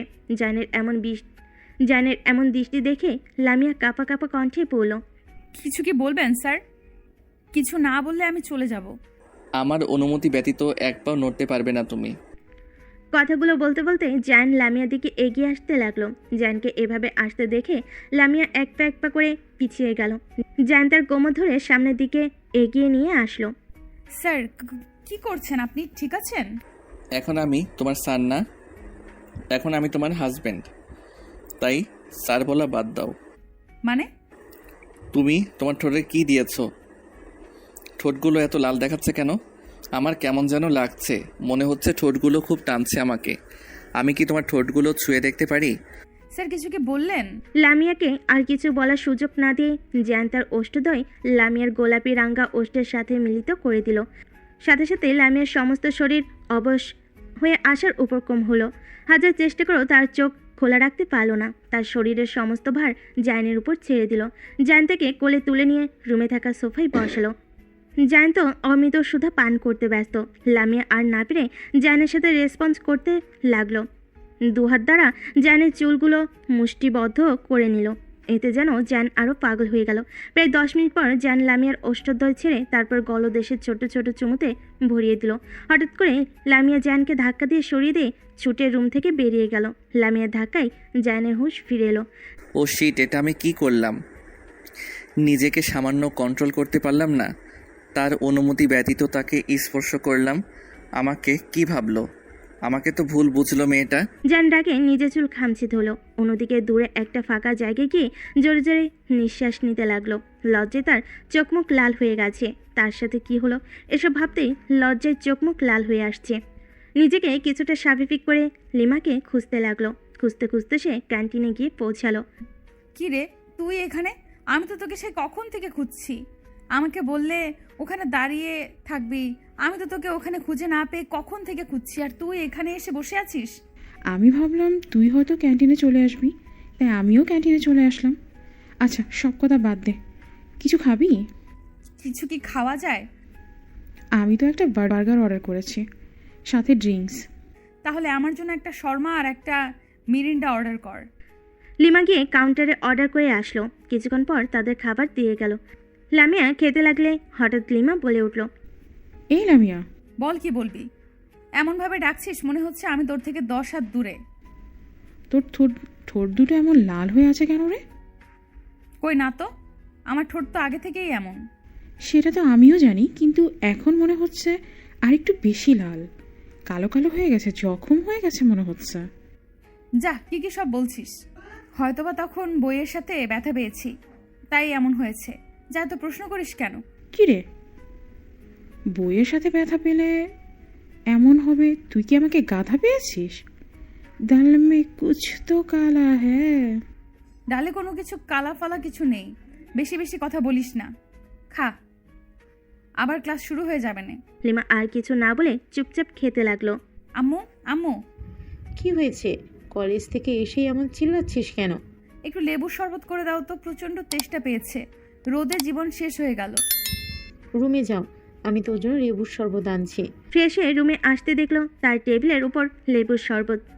এক মুহূর্ত দেরি না করে ঢকঢক করে খেয়ে নিল। আহ কি শান্তি, এখন একটা ঘুমের দরকার। সেই ঘটনার পর থেকে আজ 15 দিন হয়ে গেল লামিয়া আর জায়ানের দেখা হয় না। এদিকে লামিয়ার অবস্থা করুণ। এই কয়েকদিনে জায়ানকে সে পাগলের মতো ভালোবেসে ফেলেছে। একদিকে লামিয়া ভাবছে জায়ান হয়তো রাগ করেছে সেদিন ওভাবে আসার জন্য, ওদিকে জায়ান ভাবছে লামিয়া হয়তো সেদিনের কারণে জায়ানকে খারাপ ভাবছে, তাই লামিয়া তার সামনে আসছে না। লামিয়া দেখ তো কে এসেছে, এত রাতে আবার কে আসলো? তোর বাবা তোর একটু পরে আসবে। এই মেয়ে দেখছিস কলিং বেল বাজছে, কখন থেকে, দরজাটা খুলে দে। লামিয়ার কোনো সার শব্দ না পেয়ে আফসানা খান নিজে চলে গেলেন দরজা খুলতে। দরজা খুলে সামনে জায়ানকে দেখে সে চমকে গেল। আরে বাবা ভিতরে এসো, আসবে তাহলে একবার খবর দেবে না তোমার শ্বশুরের কাছে? আসলে আন্টি, মামুনি হঠাৎ করে বলল আসতে, আসার কোনো প্ল্যান ছিল না। সে যে বিয়ের পরে চলে গেলে আর তো আসলে না, এসেছো ভালো হয়েছে, আবার এত কিছু আনতে গেলে কেন? এত কিছু কোথায় আন্টি, সামান্য কিছু আছে এখানে। জায়ানের হাত থেকে জিনিসগুলো নিয়ে আফসানা খান বলল, তুমি ঘরে গিয়ে রেস্ট নাও, দেখো রুমে লামিয়া আছে। জি। জায়ান চলে যেতেই পারে। আফসানা খান জিনিসগুলো রান্নাঘরে রেখে দ্রুত আরিফুল খানকে ফোন করে সব কথা বলেন। জায়ান রুমের ভিতর ঢুকেই দেখলো লামিয়া মনোযোগ সহকারে পড়ছে। জায়ান চুপচাপ গিয়ে বিছানার উপর বসলো। লামিয়া পড়তে পড়তে হঠাৎ করে বিছানায় তাকালে জায়ানকে দেখে কিছু বলল না। জায়ান কিছুটা অবাক হলেও চুপচাপ রইল। হঠাৎ লামিয়া বলে উঠল, আপনি তো দেখছি খুব খচ্চর লোক, ঘুমের মধ্যে এসে বিরক্ত করেন। এখন আবার পড়তে বসেছি তবু আপনি সেই বিরক্ত করছেন। একটা বিরক্ত কেন করেন? আমি তো জানি আপনি আমার কল্পনা, আপনাকে ধরতে গেলেই আপনি উধাও হয়ে যাবেন। বিরক্ত না করে পড়তে দিন তো। লামিয়ার এমন কথা শুনে জায়ান মিটমিট করে হাসলো। সে বুঝতে পেরেছে লামিয়া তার প্রেমে খুব ভালো করেই পড়েছে। লামিয়া তাকে সবসময় কল্পনা করে, ভাবতেই তার শান্তি লাগছে। আমাকে ছুঁয়ে দেখতে পারো, আমি কিন্তু হারিয়ে যাব না। বলছি না বিরক্ত না করে আমাকে এখন জানতো এখান থেকে। সামনে আবার এমনিতেই পরীক্ষা, আপনার চিন্তায় চিন্তায় পড়তে পারছি না। আমাকে সে শুধু ডিস্টার্ব করছেন। নিজেই তো একগাদা কথা শুনিয়ে গেছেন, ভালো রেজাল্ট না করলে কিন্তু খবর আছে। এখন নিজে এসে আমাকে ডিস্টার্ব করতে। চলে যাব, সত্যি কিন্তু চলে যাব। যান যান যান তো। লামিয়া আর কিছু বলতে পারল না। এতক্ষণে তার জ্ঞান ফিরল। তার সামনে সত্যি সত্যি জায়ান আছে। ভাবতে তার সমস্ত শরীর হিম হয়ে গেল। তোতলাতে তোতলাতে লামিয়া বলল, আপনি সত্যি সত্যি এসেছেন? না, আমি আসিনি তো, আমার ভূত এসেছে। নাকি আমি তোমার হ্যালোসিনেশন? লামিয়া তো লজ্জায় শেষ। এতক্ষণ যা যা বলেছে সব জায়ান সব কিছু শুনেছে। ভাবতে সে দিল একটা ভোদর, এক দৌড়ে রান্নাঘরে চলে গেল। কিরে এভাবে তাড়াতাড়ি করছিস কেন? জামাইকে ফ্রেশ হতে বলেছিস, সে কখন এসেছে? মায়ের কথাই লামিয়া কাচুমাচু করেই বলল, না তো। এত বড় ঢিঙ্গি মেয়ের বুদ্ধিশুদ্ধি এখনও কিছু হয়নি। ছেলেটা সেই কখন এসেছে, এখনও ফ্রেশ হয়নি। আল্লাহ মাহবুদ ভালো জানেন এই মেয়ের কবে বুদ্ধি হবে। যা তুই তাড়াতাড়ি গিয়ে জামাইকে ফ্রেশ হতে বল। আমি যাব। তুই যাবি না তো কে যাবে? যা তাড়াতাড়ি রুমে। কত রাত হয়ে গেল, ছেলেটা নিশ্চয়ই খিদা পেয়েছে। রান্না প্রায় শেষের দিকে, এই ফলগুলো নিয়ে যা। আফসানা খানের কথার মতো লামিয়া ট্রে হাতে নিয়ে রুমের উদ্দেশ্যে পা বাড়ালো। রুমে প্রবেশ করতে দেখলো জায়ান ফ্রেশ হয়ে বিছানায় বসে আছে। এগুলো খেয়ে নিন। এতগুলো আমি খেতে পারবো না তো, তুমি আমার সাথে হেল্প করো। না, এগুলো আপনার জন্য এনেছি, আপনি খান। আমার জন্য এনেছো ভালো কথা, তুমি আমার সাথে খাবে, আমি খেতে বলেছি আমার সাথে। জায়ান নিজে খাচ্ছে, সাথে লামিয়াকে খাইয়ে দিচ্ছে। লামিয়া খাবে না, তবুও জোর করে খাওয়াচ্ছে জায়ান তাকে। যাও, এগুলো রেখে এসো। লামিয়া ট্রে নিয়ে সে যে রুম থেকে বের হয়ে গেল, আর তাকে দেখা গেল না জায়ানের আশপাশে। জায়ান শর্ত চেষ্টা করেও লামিয়াকে আর তার সামনে আনতে পারল না। খাবার টেবিলে, বাবা তুমি খাচ্ছ না কেন? রান্না কি ভালো হয়নি? না না, খাবার ভালো হয়েছে। মাত্র খাওয়া শুরু করলে এখনও তো অনেক কিছু খাওয়া বাকি আছে। আসলে আঙ্কেল, আসলে নকলে কিছুই না। এগুলো খাওয়ার পরে আবার ডেজার্ট আইটেম খাইতে হবে না তোমাকে? তোমার মতো বয়সে একটা আস্ত গরু খেয়ে ফেলতাম। আর তোমরা এখনকার যুগের ছেলেরা তো কিছু খেতে চাও না, ফিটনেস নষ্ট হবে। বেচার জায়ান পড়ে গেছে মানকার চিপায়। এত খাবার সে জীবনে কখনো একসাথে খায়নি। আর অন্যদিকে জায়ানের এমন অবস্থা দেখে লামিয়া তো হেসে কুটি কুটি। জায়ান শুধু লামিয়ার কর্মকাণ্ড দেখছে। না কিছু বলতে পারছে না সহ্য করতে পারছে। খাওয়া দাওয়া শেষে জ্যান রুমে গিয়ে বিছানায় বসে পড়ল ধপ করে। বেচারার খাওয়া এত বেশি হয়ে গেছে যে পেট ফুলে ফুটবলের মতো হয়ে গেছে। শ্বশুর বাড়িতে যে মানুষ জামাইকে এভাবে আদর করে আমি আজও জানতাম না। এটা তো জামাই আদর করার নামে অত্যাচার না। এখন তো নড়াচড়া কিছুই করতে পারছি না। প্রায় ঘন্টা খানিক পরে লামিয়া গুটি গুটি পায়ে নিজের রুমে প্রবেশ করলো। দেখলো জ্যান শুয়ে আছে। লামিয়া ভাবলো জ্যান হয়তো ঘুমিয়ে গেছে, তাই সে একটা স্বস্তির নিঃশ্বাস ফেলে ধীরে ধীরে লামিয়া জ্যানের পাশে শুয়ে পড়লো। কিছুক্ষণ চোখ বন্ধ করে থাকার পর হঠাৎ লামিয়া বুঝতে পারলো তার চোখে মুখে গরম বাতাস আসছে পড়ছে। লামিয়া একসময় ধপ করে চোখ খুলে সামনে তাকালো। মুখের উপরে জ্যানকে দেখে সে চমকে গেল। আপনি এখানে কি করেন? ঘুমাননি? আমি আমার বউয়ের কাছে থাকবো না তো কার কাছে থাকবো? আমি ঘুমাইনি, শুধু চোখ বন্ধ করেছিলাম। যান এখান থেকে, সরেন, ঘুমান, আমাকেও ঘুমাতে দিন। হাই, আমাকে জান বললা? আমি তো তোমার জানি, শুধু জান নয়, বাবু সোনা, কলিজা আত্মা, সব কিছু। তোমার বাচ্চার বাবাও আমি। জায়নের মনে বেফাস কথাবার্তায় লামিয়া লজ্জায় তার মুখ অন্যদিকে ঘুরিয়ে নিল। আমি আপনাকে জান বলেছি, এটি কি বললো? এই জান সে জান নয়। আমি বলেছি আপনি এখান থেকে সরে গিয়ে শুয়ে পড়েন। কোথা থেকে সরে গিয়ে শুয়ে পড়বো সেটা তো বলো। ছি, আপনি এমন কেন? আপনাকে দেখে তো মনে হয় না আপনি এত নির্লজ্জ। আপনাকে দেখে তো মনে হয় আপনি ভাজা মাছটা উল্টে খেতে জানেন না। এত নম্র, ভদ্র, গম্ভীর টাইপের ছেলে। প্রত্যেকটা ছেলেই তার বউয়ের কাছে নির্লজ্জ। কে বলেছে আমি সবার সামনে ভাজা মাছ উল্টে খেতে জানি না? কিন্তু বউয়ের সামনে আমি ভাজা মাছ উল্টে খেয়ে সাথে কাটা সহ খেয়ে ফেলতে পারি। বাইরের মানুষের সামনে আমি নম্রভদ্র, গম্ভীর টাইপের মানুষ, আর নিজের বউয়ের সামনে আমি নির্লজ্জ একটা ব্যক্তি। জায়নের এমন সহজ স্বীকারোক্তিতে লামিয়া আরও লজ্জা পেয়ে গেল। জায়ন বলল, তখন যেন কি বলেছিলে? আমি নাকি তোমার স্বপ্নের সব সময় আসি, এটা কি সত্য? না, এগুলো আমি কখন বলেছি? আমার তো কিছু মনে পড়ছে না। এমনি একটা ভুলভাল কথাবার্তা বলেন আপনি। আসলেই তো এমনই ভুলভাল কথাবার্তা বলি আমি। কি করব বলো? কানে মনে হয় আমি কম শুনি। তাই তো তখন কে যেন বলল সে আমাকে ছুঁয়ে দেখতে চায়। আমি কিন্তু এখন তার সামনেই আছি, সে চাইলে আমাকে ছুঁয়ে দেখতে পারে। জায়নের এমন কথাবার্তা লামিয়া লজ্জায় লাল হয়ে মনে মনে ভাবছে, ইয়া মাবুদ, কেন যে আমি তখন এই কথাগুলো বলতে গিয়েছিলাম। আল্লাহ, তুমি মাটি ফাঁক করো, আমি তার ভেতরে চলে যাই। না হয় আমাকে কেউ এক গ্লাস পানি দাও, আমি ডুবে মরি। লামিয়া এবার চোখের দিকে তাকালো। জায়নের চোখে তাকাতেই তার সমস্ত শরীর হিম হয়ে এলো। সে জায়নের চোখে আজ অন্য কিছু দেখতে পাচ্ছে, যে চোখে তার মৃত্যু হবে নিশ্চিত। সে তো ছোট নেই যে এই তাকানোর মানে সে বুঝতে পারবে না। জায়নের শরীরের স্পর্শে লামিয়ার ঘোর কাটল। আমি নিজেকে কন্ট্রোল করতে পারছি না। Badly need you. বলতে বলতে জায়ন লামিয়ার সমস্ত গলদেশে ছোট ছোট চুমুতে ভরিয়েছিল। লামিয়া চোখ মুখ খিচে বিছানার চাদর শক্ত করে আঁকড়ে ধরল। একসময় সহ্য করতে না পেরে জায়নের মাথার কোকড়া চুলগুলো খামচে ধরল। এবার তার ঠোঁটের দিকে অগ্রসর হলো। জায়নের ঠোঁট দ্বারা লামিয়ার ঠোঁট দুটো পরম আবেশে আঁকড়ে ধরল। একসময় লামিয়াও রেসপন্স করতে লাগলো। চারিদিকে নিস্তব্ধ রাত, সেই সাথে দুটো শরীর মেতে উঠেছে এক আদিম খেলায়। দুটো হৃদয় হয়ে গেল এক, যা একে উপরের পরিপূর্ণ। জায়নের বুকে লামিয়া ফুপিয়ে ফুপিয়ে কাঁদছে। I am really sorry. আসলে আমার কি হয়েছিল আমি নিজেও জানি না। তোমাকে আর একটু সময় দেওয়া দরকার ছিল।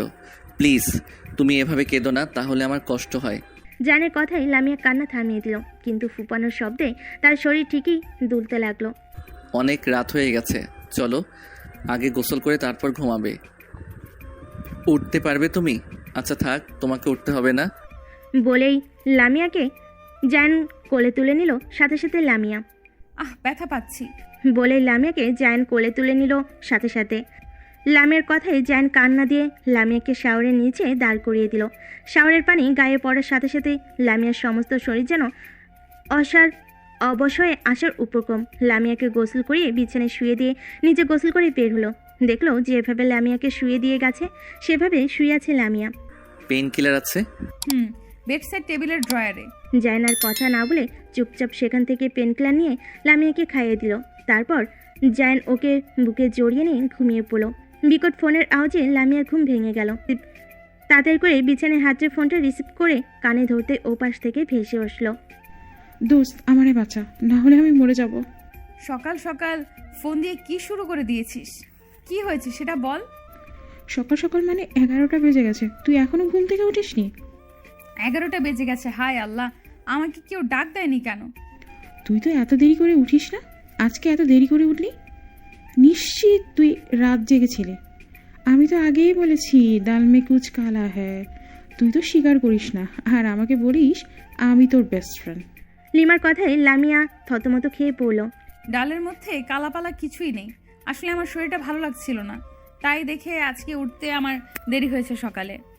এখন বল, ফোন দিয়ে কান্না করছিস কেন, কি হয়েছে? লামিয়ার কথাই লিমার যেন মনে পড়ল সে কিসের কারণে ফোন দিয়েছে। আবারও ন্যাকা কান্না করতে করতে লিমা বলল, দোস্ত, আমার জীবন শেষ, বরবাদ হয়ে গেল, আমাকে বাঁচা, তা না হলে আমি কিন্তু মরে যাব। আমার বাবা মাকে বোঝা, তারা আমার কথা কিছুতেই শুনছে না, এভাবে আমার উপর তাদের সিদ্ধান্ত চাপিয়ে দিচ্ছে। আমি বরবাদ হয়ে যাব রে, শেষ হয়ে যাব রে, শেষ হয়ে যাব। আমি আর এই পৃথিবীতে থাকবো না, চলে যাব মঙ্গল গ্রহে। ধুর, ন্যাকামি বাদ দিয়ে কি হয়েছে সেটা আগে বল, তা না হলে আমি ফোন রাখছি। না না, ফোন রাখিস না, আমি বলছি। অফিসার আমাদের বাসায় বিয়ের প্রস্তাব পাঠিয়েছে। আমার বাবা মা তো এক পায়ের ওপর দাঁড়িয়ে আছে আমাকে বিয়ে দেওয়ার জন্য, কিন্তু আমি ওই খারুজ মার্কা ছেলেকে বিয়ে করব না রে।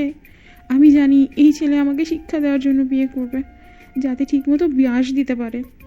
এই সাধারণ ব্যাপার নিয়ে টেনশন করার কোনো মানে হয়? তোর কাছে এটা সাধারণ ব্যাপার মনে হচ্ছে? আমার বিয়ে নিয়ে কত স্বপ্ন ছিল জানিস, আমি প্রেম করে বিয়ে করব, বাবা মা মেনে নেবে না, অনেক যুদ্ধ করে আমরা একসাথে হব, আমার বিয়ে হবে, বাচ্চা কাচ্চা হবে, তার বাচ্চা কাচ্চা হবে, আমার নাতি নাতনিদের আমি শোনাবো আমাদের যুদ্ধ করে বিয়ের কথা। সব আশায় পানি ঢেলে দিচ্ছে রে অফিসার। বিয়ে করেনি অফিসারকে, বিয়ের পরে স্যারকে কানে মোচড় দিয়ে ঘুরাবি তোর পেছনে পেছনে, তারপর তোর ভবিষ্যৎ নাতি নাতনিদের বলিস কিভাবে স্যারকে নিজের পেছনে নাকে দড়ি দিয়ে ঘুরিয়েছিস, তাহলেই তো হয়ে যায়। আর শোন, গম্ভীর রকচটা মানুষগুলোই তার বউকে বেশি ভালোবাসে। তোর কথায় অবশ্যই যুক্তি আছে, তাহলে কি বলিস, বিয়েটা কি করে নেব? আমি তো এক পায়ের উপর দাঁড়িয়ে থেকে বলছি, বিয়েটা করে নিয়ে ঢুকবি না তুই? আচ্ছা, তাহলে আমি রাজি হয়ে যাই, কি বলিস? হঠাৎ লিমা সন্ধিয়ান গলায় পড়ল, আচ্ছা, তুই কেমন করে জানলি যে গম্ভীর রকচটা মানুষ বউকে বেশি ভালোবাসে? শোন না, পরে কথা বলি, আম্মু ডাকছে। তাড়াতাড়ি করে ফোনটা কেটে দিল লামিয়া, আর কোনো কিছু বলার সুযোগ দিল না। ফোন কেটে দিয়ে লামিয়া যেন হাঁপ ছেড়ে বাঁচল। গম্ভীর রকচটা পুরুষ বউকে ভালোবাসে, তাই না? বউরা কি তাদের ভালোবাসে না? জায়ানের হঠাৎ কথা শুনে লামিয়া চমকে জায়ানের দিকে তাকলো। আপনি কখন উঠলেন? আপনি যখন আপনার হাজবেন্ডের নামে প্রশংসা করছিলেন তখন। এখন কেমন লাগছে? কোনো অসুবিধা হচ্ছে কি, নাকি ডাক্তারের কাছে নিয়ে যাব? বেচারা জায়ানের এমন কথা শুনে লামিয়া লজ্জায় দৌড়ে রুম থেকে বের হয়ে যায়। উঠেছিস? যা তাড়াতাড়ি খাবারগুলো নিয়ে তোর রুমে যা, দুজনে একসাথে খেয়ে ওঠ। তোমরা খাবা না? না, আমি আর তোর বাবা খেয়েছি, এখন তোরা দুজন শুধু বাকি আছিস। দেখ, আমি সুন্দর করে টেবিল সাজিয়ে রেখেছি, নিয়ে তো রুমে যা। লামিয়া খাবার নিয়ে রুমে যেতেই দেখলো জায়ান নেই। ওয়াশরুম থেকে পানির আওয়াজ আসছে। কিছুক্ষণ পর দরজা খোলার আওয়াজে পিছনে তাকিয়ে দেখে জায়ান ভেজা শরীরে বের হয়ে আসছে। লামিয়া কেমন যেন চোখে তাকিয়ে আছে জায়ানের দিকে। জায়ান সেটা খেয়াল করে মিটিমিটি হাসছে। তোমার বর তোমারই, চাইলে তুমি খেয়ে ফেলতে পারো তোর বরকে, তোমার বর তোমাকে কিছু বলবে না। লামিয়া হক চুকিয়ে গেল, কিন্তু জায়ানকে বুঝতে দিল না, স্বাভাবিকভাবেই বলল, সেটা আমি ভালো করেই জানি। এখন কেন আবার গোসল করলেন? ঠান্ডা লেগে যাবে তো। বাহ, এক রাতেই এত পরিবর্তন, আই অ্যাম ইমপ্রেস। বাহিরে কাজ আছে, গরমে সারাদিন অনেক কাজ করতে হবে, যে গরম পড়ছে তাতে জীবন শেষ হয়ে যাবে, তাই আবার গোসল করলাম।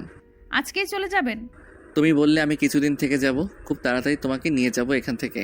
পরে কথা হবে, আগে খাবারগুলো খেয়ে নিন, অনেক দেরি হয়ে যাচ্ছে। খাবারগুলো ঠান্ডা হয়ে যাবে তো, ঠান্ডা হয়ে গেলে ভালো লাগবে না। ঠিক আছে, আমি বসছি, তুমি আমাকে খাইয়ে দাও, আমার এখন হাত দেখে খেতে ইচ্ছে করছে না। আমি আপনাকে খাইয়ে দেব? অসম্ভব, কখনোই না, আমার দ্বারা কখনো এটা হবে না। তোমার দ্বারাই হবে, তুমি আমাকে খাইয়ে দেবে, তা না হলে আমি কখনোই খাবো না, এমনি চলে যাব না খেয়ে, বাকিটা তোমার ইচ্ছা। আপনি কিন্তু আমাকে ইমোশনালি ব্ল্যাকমেইল করছেন। আপনি খুব ভালো করে জানেন আমি খুব সফট হার্টেড মানুষ। আপনি ভাবলেন কি করে আপনি ব্ল্যাকমেইল করলেন আর আমি খাইয়ে দেব? নিজেটা নিজে খেয়ে নিন। এবার জান কিছুটা সিরিয়াস ভাব নিয়ে পড়ল, তোমাকে কে বললো যে আমি সিরিয়াসলি বলছি না? আমার সত্যি হাত দিয়ে খেতে ইচ্ছে করছে না, তুমি খাইয়ে দাও, না হলে আমি কিছুই খাবো না, চললাম আমি। বলে যান নিজের মতো রেডি হতে লাগলো। কিছুক্ষণ বসে থেকে লামিয়া জায়ানকে টেনে বিছানায় বসিয়ে দিল। তারপর নিজ হাতে খাইয়ে দিতে লাগলো। যেন এক টুকরো পরোটা নিজ হাতে তুলে লামিয়ার মুখের সামনে ধরলো। আপনি খান, আমি পরে খেয়ে নিব। আমি জানি তুমি পরে খেয়ে নেবে, কিন্তু আমার হাতে তো একটু খাও। পরের বার তুমি দিয়ে ছাতে খেয়ে নিও, এখন আমার হাতে খাও। নাকি আমার হাতে খেতে তোমার অসুবিধা? না না, অসুবিধা হবে কেন? বলে জায়ানের হাত থেকে খেয়ে নিল। কিছু সময় পর জায়ান সকলের কাছ থেকে বিদায় নিয়ে চলে গেল। আফসানা খান আর আরিফুল খান শতবার থাকতে বলেও সে থাকলো না। আব্বু আম্মু এত টেনশন করছো কেন? আমি তো অনেকবার থাকতে বলেছিলাম, তার যেন কি কাজ ছিল তাই থাকতে পারলো না। পরের বার এসে থাকবে বলেছে, এত চিন্তা না করে চলো। এখানে বসে থেকে ভালোই লাগছে বল, বাতাস আছে, কুলকুল আবহাওয়া। আসলে বল তো, গাছের নিচে বসলে আলাদা একটা শান্তি আছে, যা ওই বিল্ডিং ঘরে নেই। তোর কথা মতো তো আমি হ্যাঁ বলে দিলাম বিয়েতে। জানিস ওই বেটা শুধু জ্বালায়। ভালোই তো, জ্বালাবেই তো। বউকে জ্বালাবে না তো কাকে জ্বালাবে? বাহ বাহ, খুব ভালো। একদিনেই তো তুই স্যারের পক্ষ নিয়ে কথা বলছিস। আমি তো তোর কেউই না, তাই না? তুই আমার বেস্টি, সে আমার দুলা ভাই। এখন বল, স্যার বলল এখানে বসে থাকতে, স্যারের তো আসার কোনো নামই নেই। কি জানি, ওই খাট আসবে তাই ভালো জানে। লিমা, তোকে একটা কথা বলতে চাই করে করে বলা হচ্ছে না। কি এমন কথা যে বলতে চাস বলা হয় না? তুই রাগ করবি না তো? প্লিজ আমাকে ভুল বুঝিস না। না, আমি তোকে ভুল বুঝবো কেন? ভনিতা না করে তাড়াতাড়ি বল। আমার না বিয়ে হয়েছে আজ থেকে প্রায় 1 মাস আগে। তোকে বলবো, কিন্তু ওইরকম কোনো পরিস্থিতি ছিল না, হঠাৎ করে সব কিছু হয়ে গেল। আমি নিজেও জানি না। তুই রাগ করিস না প্লিজ। পরিস্থিতির শিকার হয়ে আমি এমনটা করেছি। বিয়ের পর কিছুদিন ট্রমার মধ্যে ছিলাম, তোকে যে বলবো সেটা আমার মাথাতেই আসেনি। তারপর লিমার এমন গাছেরা ভাব দেখে লামিয়া অবাক। শুধু অবাক নয়, অবাকের উপরে যদি কিছু থেকে থাকে তাহলে সেটাই হয়েছে। লামিয়া তো ভেবেছিল লিমাকে এ কথা বলে তার পিঠে আরও আস্ত থাকবে না, কিন্তু এখানে তো সম্পূর্ণ হিতে বিপরীত। তুই সত্যি অবাক হোসনি? তুই না কত প্ল্যান করতি আমার বিয়েতে তুই অনেক মজা করবি, আর আজকে এ কথা শুনে তুই বসে আছিস? সত্যি আমার উপরে রাগ করিসনি তো? আরে না, রাগ করিনি তো। আর তোর তো এমনি বিয়ে হয়েছে, পরে তো আবার তোকে ধুমধাম করে তুলে নিয়ে যাবে, তাহলে রাগ করবো কেন? আমার কি রাগ করার কথা? লামিয়া জানো এবার আরও অবাক হলো। তার মানে লিমা সব কিছু জানে, কিন্তু কেমন করে? সে তো বলেনি। তাহলে লিমা জানলো কি করে? তাহলে কি লিমা যা ভাবছে তাই জায়ান তাকে বলেছে? তুই আগে থেকে সব কিছুই জানিস, কই আমাকে তো বলিসনি। তোকে কে বললো এইসব? তুই আমাকে বলেছিলি যে আমি তোকে বলবো। তোর কপালে ভালো যে আমি তোর সাথে এখন স্বাভাবিক ব্যবহার করছি। দুলাভাইয়ের বদৌলতে তুই বেঁচে গেলি। তোকে উনি কখন কিভাবে সব কিছু বললো? আমি তো কিছুই জানি না।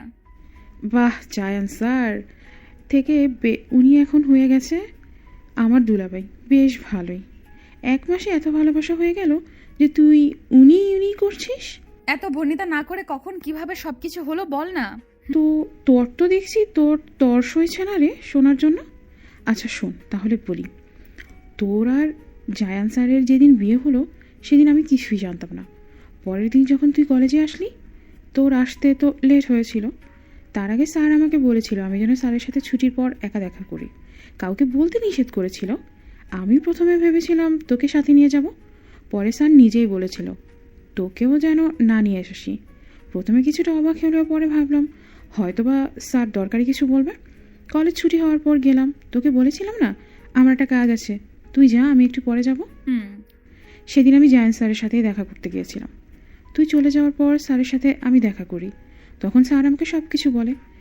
আমার তোর উপর রাগ হলো প্রচুর, কিন্তু স্যার বারবার করে বলল তোর কোনো দোষ নেই। তাই আমিও আর তোর উপর রাগ করে থাকলাম না। তুই না হয় খাওয়াই না খাওয়ানোর ভয়ে ট্রিট দিসনি, স্যার আমাকে ঠিকই দিয়েছিল। ও, তোকে কি ট্রিট দিয়েছিল? প্রথমে আমাকে রেস্টুরেন্টে যাওয়ার জন্য বলেছিল, কিন্তু আমি রাজি হচ্ছিলাম না দেখে বলল একটু দাঁড়াও তুমি, 5 মিনিটে আমি আসছি। তারপরে আমাদের কলেজ থেকে 2 মিনিট দূরে যে একটা বড় রেস্টুরেন্ট আছে না, সেখান থেকে দেখি অনেকগুলো খাবার নিয়ে আসছে। আমার হাতে জোর করে দিয়ে বলল আজকে তো রেস্টুরেন্টে খেলে না, একদিন লামিয়াকে সাথে নিয়ে ট্রিট দেবো তোমাকে, সেদিন মন ভরে খেও। দুলাভাই হিসেবে আজকে এতটুকুই করতে পারলাম। তুই কি বলেছিলি? আমি আর কি বলবো, আমি কিছুই বলিনি। তবে দুলাভাই তার একমাত্র শালির কথা ভুলে যায়নি। তুই তোর বেস্ট ফ্রেন্ডকে ভুলে গেলেও দুলাভাই তার শালিকে ভুলে যায়নি। এত দরদ দুলাভাইয়ের প্রতি? তোর যেমন তোর দুলাভাইয়ের প্রতি দরদ, আমারও আমার দুলাভাইয়ের প্রতি অনেক দরদ রে। তাই বেশি কথা বলতে আসিস না, কেমন? সরি তোমাদের অনেকক্ষণ বসিয়ে রাখলাম। কথা দিয়ে যখন কথা রাখতে পারেন না, তাহলে অপেক্ষা করতে বলেন কেন? এত দেরি করে কেউ আসে? কার জন্য কখনো অপেক্ষা করেছেন? কখনো করলে বুঝতেন অপেক্ষা করা কতটা কঠিন। এটা কোন ধরনের কথা বলার স্বভাব? স্যার হয়তো কোনো কাজে আটকে গিয়েছিলেন, তাই দেরি হয়েছে, তাই বলে এমনভাবে কথা বলবি? মিসেস, আমি কখনো কারোর জন্য অপেক্ষা করিনি। আপনি চাইলে আমি আপনার জন্য অপেক্ষা করতে পারি। অভির এমন কথাই লিমা কিছুটা অবাক হলো। লিমা ভেবেছিল অভি হয়তো তার এমন কথা শুনে রেগে যাবে, কিন্তু না, অভি রাগ করেনি, বরং তার জন্য অপেক্ষা করতে চাইছে। হঠাৎ লামিয়া বলল, কি বলার জন্য স্যার আমাদের দাঁড়িয়ে থাকতে বলেছিলেন? স্যার না, বলো দুলাভাই। কলেজের ভেতর স্যার আর কলেজের বাইরে তোমার বেস্ট ফ্রেন্ডের উডুবি, বুঝলে? জি ভাইয়া, বুঝতে পেরেছি। চলো, আজকে আমার পক্ষ থেকে তোমাদের ট্রিট শালিকা। আজকে আমরা 3 জন মিলে দুপুরের খাবার সবাই একসাথে খাবো। কি খাবে না? জি। তারা 3 জনে মিলে শহরের একটা ভালো রেস্টুরেন্টে গেল। সেখানে যে যার মতো নিজের পছন্দের খাবার অর্ডার করলো। কিছু সময় বসে থাকার পর তাদের খাবারগুলো দিয়ে যেতে সকলে খাবার খাওয়া আরম্ভ করলো। যেহেতু প্রায় বিকেল হয়ে গেছে, তাই সকলের প্রচণ্ড ক্ষুধা পেয়েছে। খাবার শেষে ডেজার্ট আইটেম হিসেবে আইসক্রিম। তারা ধীরে সুস্থে আইসক্রিম খাচ্ছে আর নিজেদের মধ্যে কথা বলছে। হঠাৎ করে সেখানে জ্যান উপস্থিত হলো। আরে জয়ন ভাই, আপনি এখানে? আসেন, বসেন ভাই। অভির মুখে জ্যান শব্দটা শুনে লামিয়া তড়িৎ গতিতে পিছনে তাকালো। দেখলো জ্যান তার পিছনে দাঁড়িয়ে আছে। স্যার না বলে ভাই বলছেন, আমি আপনার স্যার না। শালিকা রাগ করো না, তোমার হাজব্যান্ড আমার ভার্সিটির ছোট ভাই। আমরা আগে থেকেই পূর্ব পরিচিত, বুঝলে? কলেজের স্যার আর কলেজের বাইরে ভাই। ভাই আপনি দাঁড়িয়ে আছেন কেন? বসেন। বুঝবো না, তোমার বান্ধবীকে নিতে এসেছি, নিয়ে গেলে কোনো সমস্যা হবে? না না ভাইয়া, ভাবিকে নিয়ে যান, কোনো সমস্যা নেই। জ্যান আর এক মুহূর্ত দেরি না করে এক টানে লামিয়াকে বসে থেকে উঠিয়ে টেনে বাহিরে নিয়ে যেতে লাগলো। লামিয়াও রোবটের মতো জ্যানের পিছু পিছু চলে গেল। ওদিকে তাকিয়ে না থেকে আমার দিকে তো তাকিয়ে থাকতে পারেন। একমাত্র অদম স্বামীকে একটু মূল্য দিন, তা না হলে দেখবেন স্বামী কখন হাও হয়ে গেছে। যে থাকার সে এমনিতেই থাকবে, যে না থাকার তাকে হাজার চেষ্টা করেও আটকে রাখা যাবে না। কি হলো, এভাবে বসে আছো কেন? সিট বেল্ট বেঁধে নাও। আচ্ছা, আপনি দেখলেন কিভাবে আমি এখানে আছি? আমি তো আপনাকে বলিনি, এমনকি আমি নিজেই জানতাম না যে আজকে রেস্টুরেন্টে আসব। আমিও এই রেস্টুরেন্টে এসেছিলাম একটা মিটিংয়ের কারণে। মিটিং শেষে বের হয়ে যাওয়ার সময় মনে হলো তোমাকে দেখলাম। একটু ভালো করে খেয়াল করে দেখি তুমি, অভি আর লিমা, তাই আমিও চলে গেলাম আমার বউকে নিয়ে আসতে। এত সুন্দর সুযোগ কেউ হাতছাড়া করে? বাপ্পা, বউয়ের প্রতি এত দরদ হয়ে উঠেছে? দরদের কি দেখলে? কেবল তো দরদ শুরু, সামনে আরও কত কি দেখতে পাবে। তোমার পরীক্ষাটা শেষ হোক, তারপরে একেবারে আমাদের বাড়িতে নিয়ে যাই, তখন দেখবে দরদ আর ভালোবাসা কাকে বলে। সেটা তখন দেখা যাবে, এখন আমরা কোথায় যাব? তুমি যেখানে বলবে সেখানেই নিয়ে যাব, একটু লং ড্রাইভে যাব। বাসার সবাই চিন্তা করবে আমি বাড়িতে কিছু বলে আসিনি। অত কথা তোমাকে ভাবতে হবে না, আমি আমার শ্বশুর মশাইকে বলে দিয়েছি আজকে দেরি হবে, তাই কোনো চিন্তা করার মানেই হয় না। লামিয়া আর কিছু বলল না, চুপচাপ গাড়ির জানালা দিয়ে বাহিরের দৃশ্য দেখতে লাগলো। যেন একটা গ্রাম্য এলাকায় গাড়ি থামালো। পিচঢালা সরু রাস্তা, রাস্তার দুধারে সারি সারি তালের গাছ আর চারিদিকে ধান। হয়তোবা মাসখানেক হলো ধানের চারা লাগানো হয়েছে। চারিদিকে সবুজ হয়ে আছে, একটা আলাদা সৌন্দর্য। আর সব কচি ধান গাছের আর একটা আলাদা সৌন্দর্য। এখানে নামো। এসে পড়েছি। লামিয়া জায়নার হাত ধরে গাড়ি থেকে নেমে চারিদিকে তাকালো। এত সুন্দর জায়গা, ঢাকায় যে এত সুন্দর জায়গা আছে তা তো জানা ছিল না। তুমি জানবে কেমন করে? তুমি তো সব সময় বই নিয়ে পড়ে থাকো, কখনো কি একটু বাইরে ঘুরে বেরিয়েছো? আচ্ছা চলো রেস্টুরেন্টে যাই। ভাসমান রেস্টুরেন্ট, পানিতে ভাসছে, বাতাসে হালকা হালকা দুলছে, দেখে মনে হচ্ছে দোলনায় দোল খাচ্ছে। এটা তো ভাসমান রেস্টুরেন্ট, কত সুন্দর দেখেন। তুমি দেখো, এখানে আমি প্রায়ই আসি, বেশিরভাগ ক্লায়েন্টের সাথে আমি এখানে মিটিং করি। জায়গাটা খুব নিরিবিলি আর প্রাকৃতিক পরিবেশ, খুব ভালো লাগে। ও স্যার, আপনার বসার জায়গা ফাঁকা করে দিয়েছি, আপনি গিয়ে বসুন। আচ্ছা ঠিক আছে, তুমি যাও। জানের কথা শুনে সেখান থেকে চলে গেল। জান লামিয়াকে নিয়ে ছোট্ট কুড়ে ঘরের মধ্যে বসলো। কুড়ে ঘর? কথা বলো না, সামনের দিকে তাকিয়ে থাকো।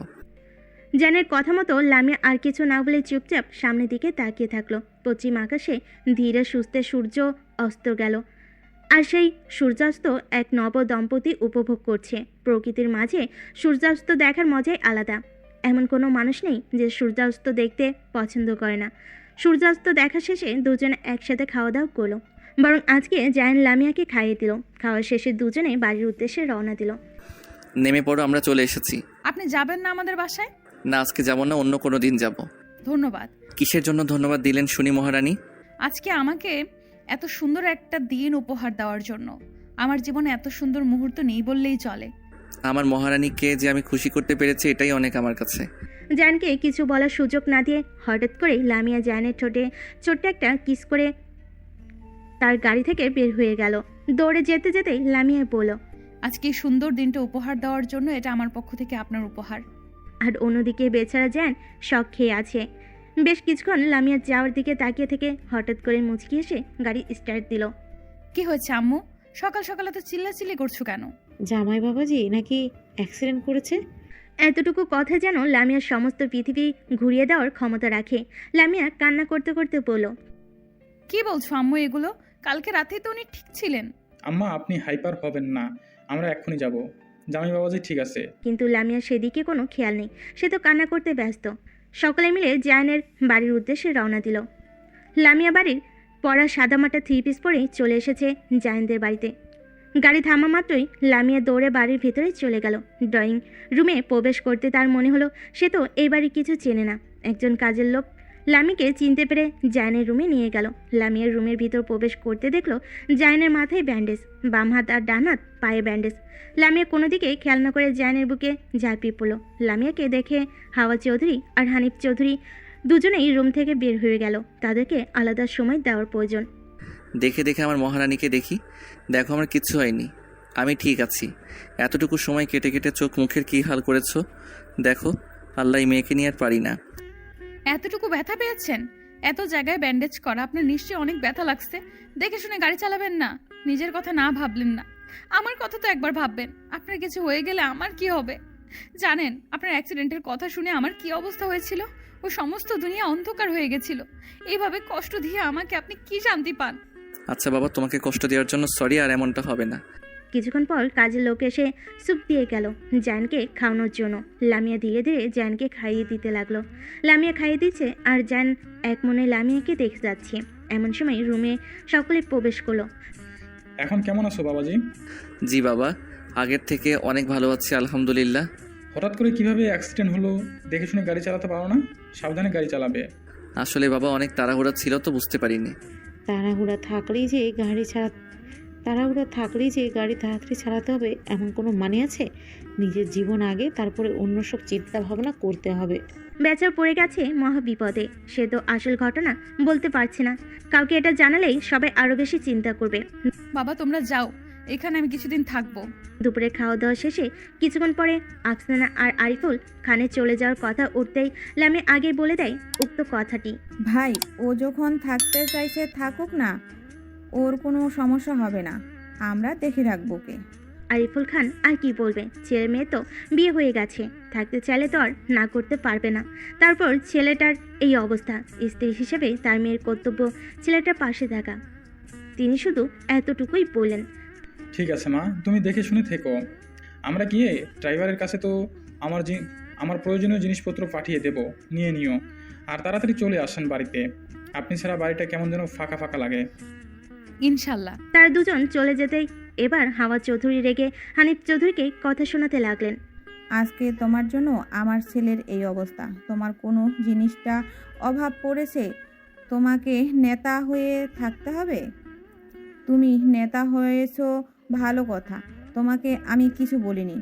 তোমাকে আমি বারবার না করে দিয়েছি আমার ছেলেকে এই নেতার পেশায় না জড়াও। তোমার কারণে আমার ছেলের আজকে এই অবস্থা। কতখানি করতে পারে তা তো দেখলাম। তুমি আমার চোখের আড়ালে আমার ছেলেকে রাজনীতিতে জড়িয়ে দিয়েছো। রাজনীতি করতে হবে কেন? আমার ছেলে বিজনেস করছে, তাতে হয় না? তুমি আমার ছেলেকে উস্কে দিয়েছো।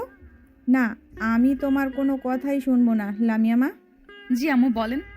তুমি আজকে এই বিষয় নিয়ে জায়ানের সাথে কথা বলবে। ও যেন রাজনীতি বিষয়ে কোনো কথা না বলে। এখন কি করে তুমি ওকে এখান থেকে সরে আসাবে সেটা তোমার ব্যাপার। আমি হ্যাঁ তুমি ওর অর্ধাঙ্গিনী, তোমার কথাই হবে শেষ কথা। আমি চেষ্টা করব। চেষ্টা করব নয়, বলো আমি পারবো, মনে থাকবে কথাটা। রাতের ডিনার শেষে লামিয়ার রুমে আসতে দেখলো জায়ান বই পড়ছে।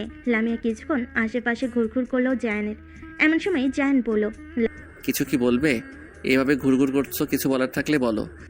আসলে দ্বিধাবোধ করছো কেন? আমি তো তোমার সব, বলো কি বলবে। আপনি রাজনীতির সাথে যুক্ত আছেন, কখনো তো আমাকে বলেননি। নিশ্চয়ই তোমার মাথায় এসব কথা আমার মামনি ঢুকিয়েছে। বলেছেন বেশ ভালো হয়েছে, আমাকে তো কখনো আপনি এসব কথা বলেননি। আরে রাগ করছো কেন? আপনি যদি রাজনীতিকে ছেড়ে দিতে না পারেন তাহলে আর আমার সাথে কথা বলবেন না। আচ্ছা ঠিক আছে, আমি আর রাজনীতিতে জড়াবো না। এবার খুশি? তোমাকে আমি কথা দিলাম। লামিয়া খুশি মনে যে জায়ানকে জড়িয়ে ধরলো। বেচারা লামিয়া বুঝলো না জায়ান তাকে শুধু মিথ্যা সান্ত্বনা দিল। জায়ান মনে মনে বলল, তোমার কথা আমি রাখতে পারবো না, তবে আমি আরও সতর্ক হয়ে যাব। আমার রাজনীতি সম্পর্কে কেউ যেন জানতে না পারে। তুই কখনোই জানতে পারবে না আমি রাজনীতিতে আছি। দেখতে দেখতে কেটে গেছে একটা বছর। শীতের শেষে বসন্তের আগমন হয়েছে। চারিদিকে কোকিলের গান শোনা যাচ্ছে, যার দ্বারাই বোঝা যায় বসন্ত চলে এসেছে। সেদিনের সেই ঘটনার পরে লামিয়ার সেবা যত্নে তাড়াতাড়ি সুস্থ হয়ে যায় জায়ান। আজকে লামিয়াকে অনুষ্ঠান করে নিয়ে এসেছে জায়ানদের বাড়িতে। লামিয়া বসে আছে জায়ানের রুমের ফুল সজ্জিত খাটে। এর আগেও সে অনেকবার এসেছে, কিন্তু আজকের অনুভূতিটা সম্পূর্ণ ভিন্ন। কিছুক্ষণ পরে খট করে দরজা খোলার আওয়াজ হলো। সাথে সাথে লামিয়া গুটিয়ে বসলো। যাওয়ার আগে ফ্রেশ হয়ে এসো, সারাদিন অনেক ধকল গেছে শরীরের উপর দিয়ে। জায়ানের কথা শুনে লামিয়া কিছু না বলে আলমারি থেকে একটা শাড়ি নিয়ে চুপচাপ ফ্রেশ হতে চলে গেল। লামিয়া ফ্রেশ হয়ে বের হতেই জায়ান ফ্রেশ হতে চলে গেল। জায়ান বের হয়ে দেখলো রুমে কেউ নেই, বারান্দার দরজা খোলা। জায়ান সেদিকে পা বাড়ালো। লামিয়া বারান্দার গ্রিল ধরে আকাশের দিকে তাকিয়েছিল। হঠাৎ পেটে হাতের ঠান্ডা স্পর্শ পেতেই চমকে উঠে নিজেকে সামলে নেয়। জায়ান লামিয়ার চুলের ভাঁজে নিজের মুখ ডুবিয়ে দেয়। হঠাৎ লামিয়া বলে ওঠে, আচ্ছা বারান্দাটা একদম ফাঁকা ফাঁকা, কোনো গাছ নেই। তুমি চলে এসেছো, এখন তোমার পছন্দ মতো গাছ লাগিয়ে নিও, তাহলে আর ফাঁকা ফাঁকা লাগবে না। দেখতে দেখতে 1.5 বছর হয়ে গেল, তাই না আমাদের বিয়ের? বিয়ের 1.5 বছর হলে কি হবে? আজকে তো আমাদের বাসর রাত। বলে জায়ান লামিয়াকে কোলে তুলে নিয়ে রুমে চলে আসলো। বিছানায় লামিয়াকে শুয়ে দিয়ে তার মুখের উপরে মুখ নিয়ে কিছুক্ষণ লামিয়ার সমস্ত মুখে চোখ বুলিয়ে নিল। কিছুক্ষণ তাকিয়ে থাকার পর যেন তার নেশা ধরে গেল। ধীরে ধীরে 4 ঠোঁট একসাথে হয়ে গেল। একে অপরের সাথে চুম্বনের প্রতিযোগিতায় লেগেছে। জায়ান ধীরে ধীরে যেন উন্মাদ হয়ে গেল। এই উন্মাদনায় শুধু লামিয়াই সামলাতে পারবে জায়ানকে। লামিয়ার হাত জায়ানের শার্টের বোতামে চলে গেল। জায়ান একটানে শার্ট খুলে ফেলে দিল মেঝেতে। স্পর্শগুলো ধীরে ধীরে গভীর থেকে গভীর হতে লাগলো। একসময় তাদের মধ্যকার সকল আবরণ সরে গেল। আবারও এক হতে লাগলো দুটি দেহ। তাদের এই নতুন জীবন সুখের হোক।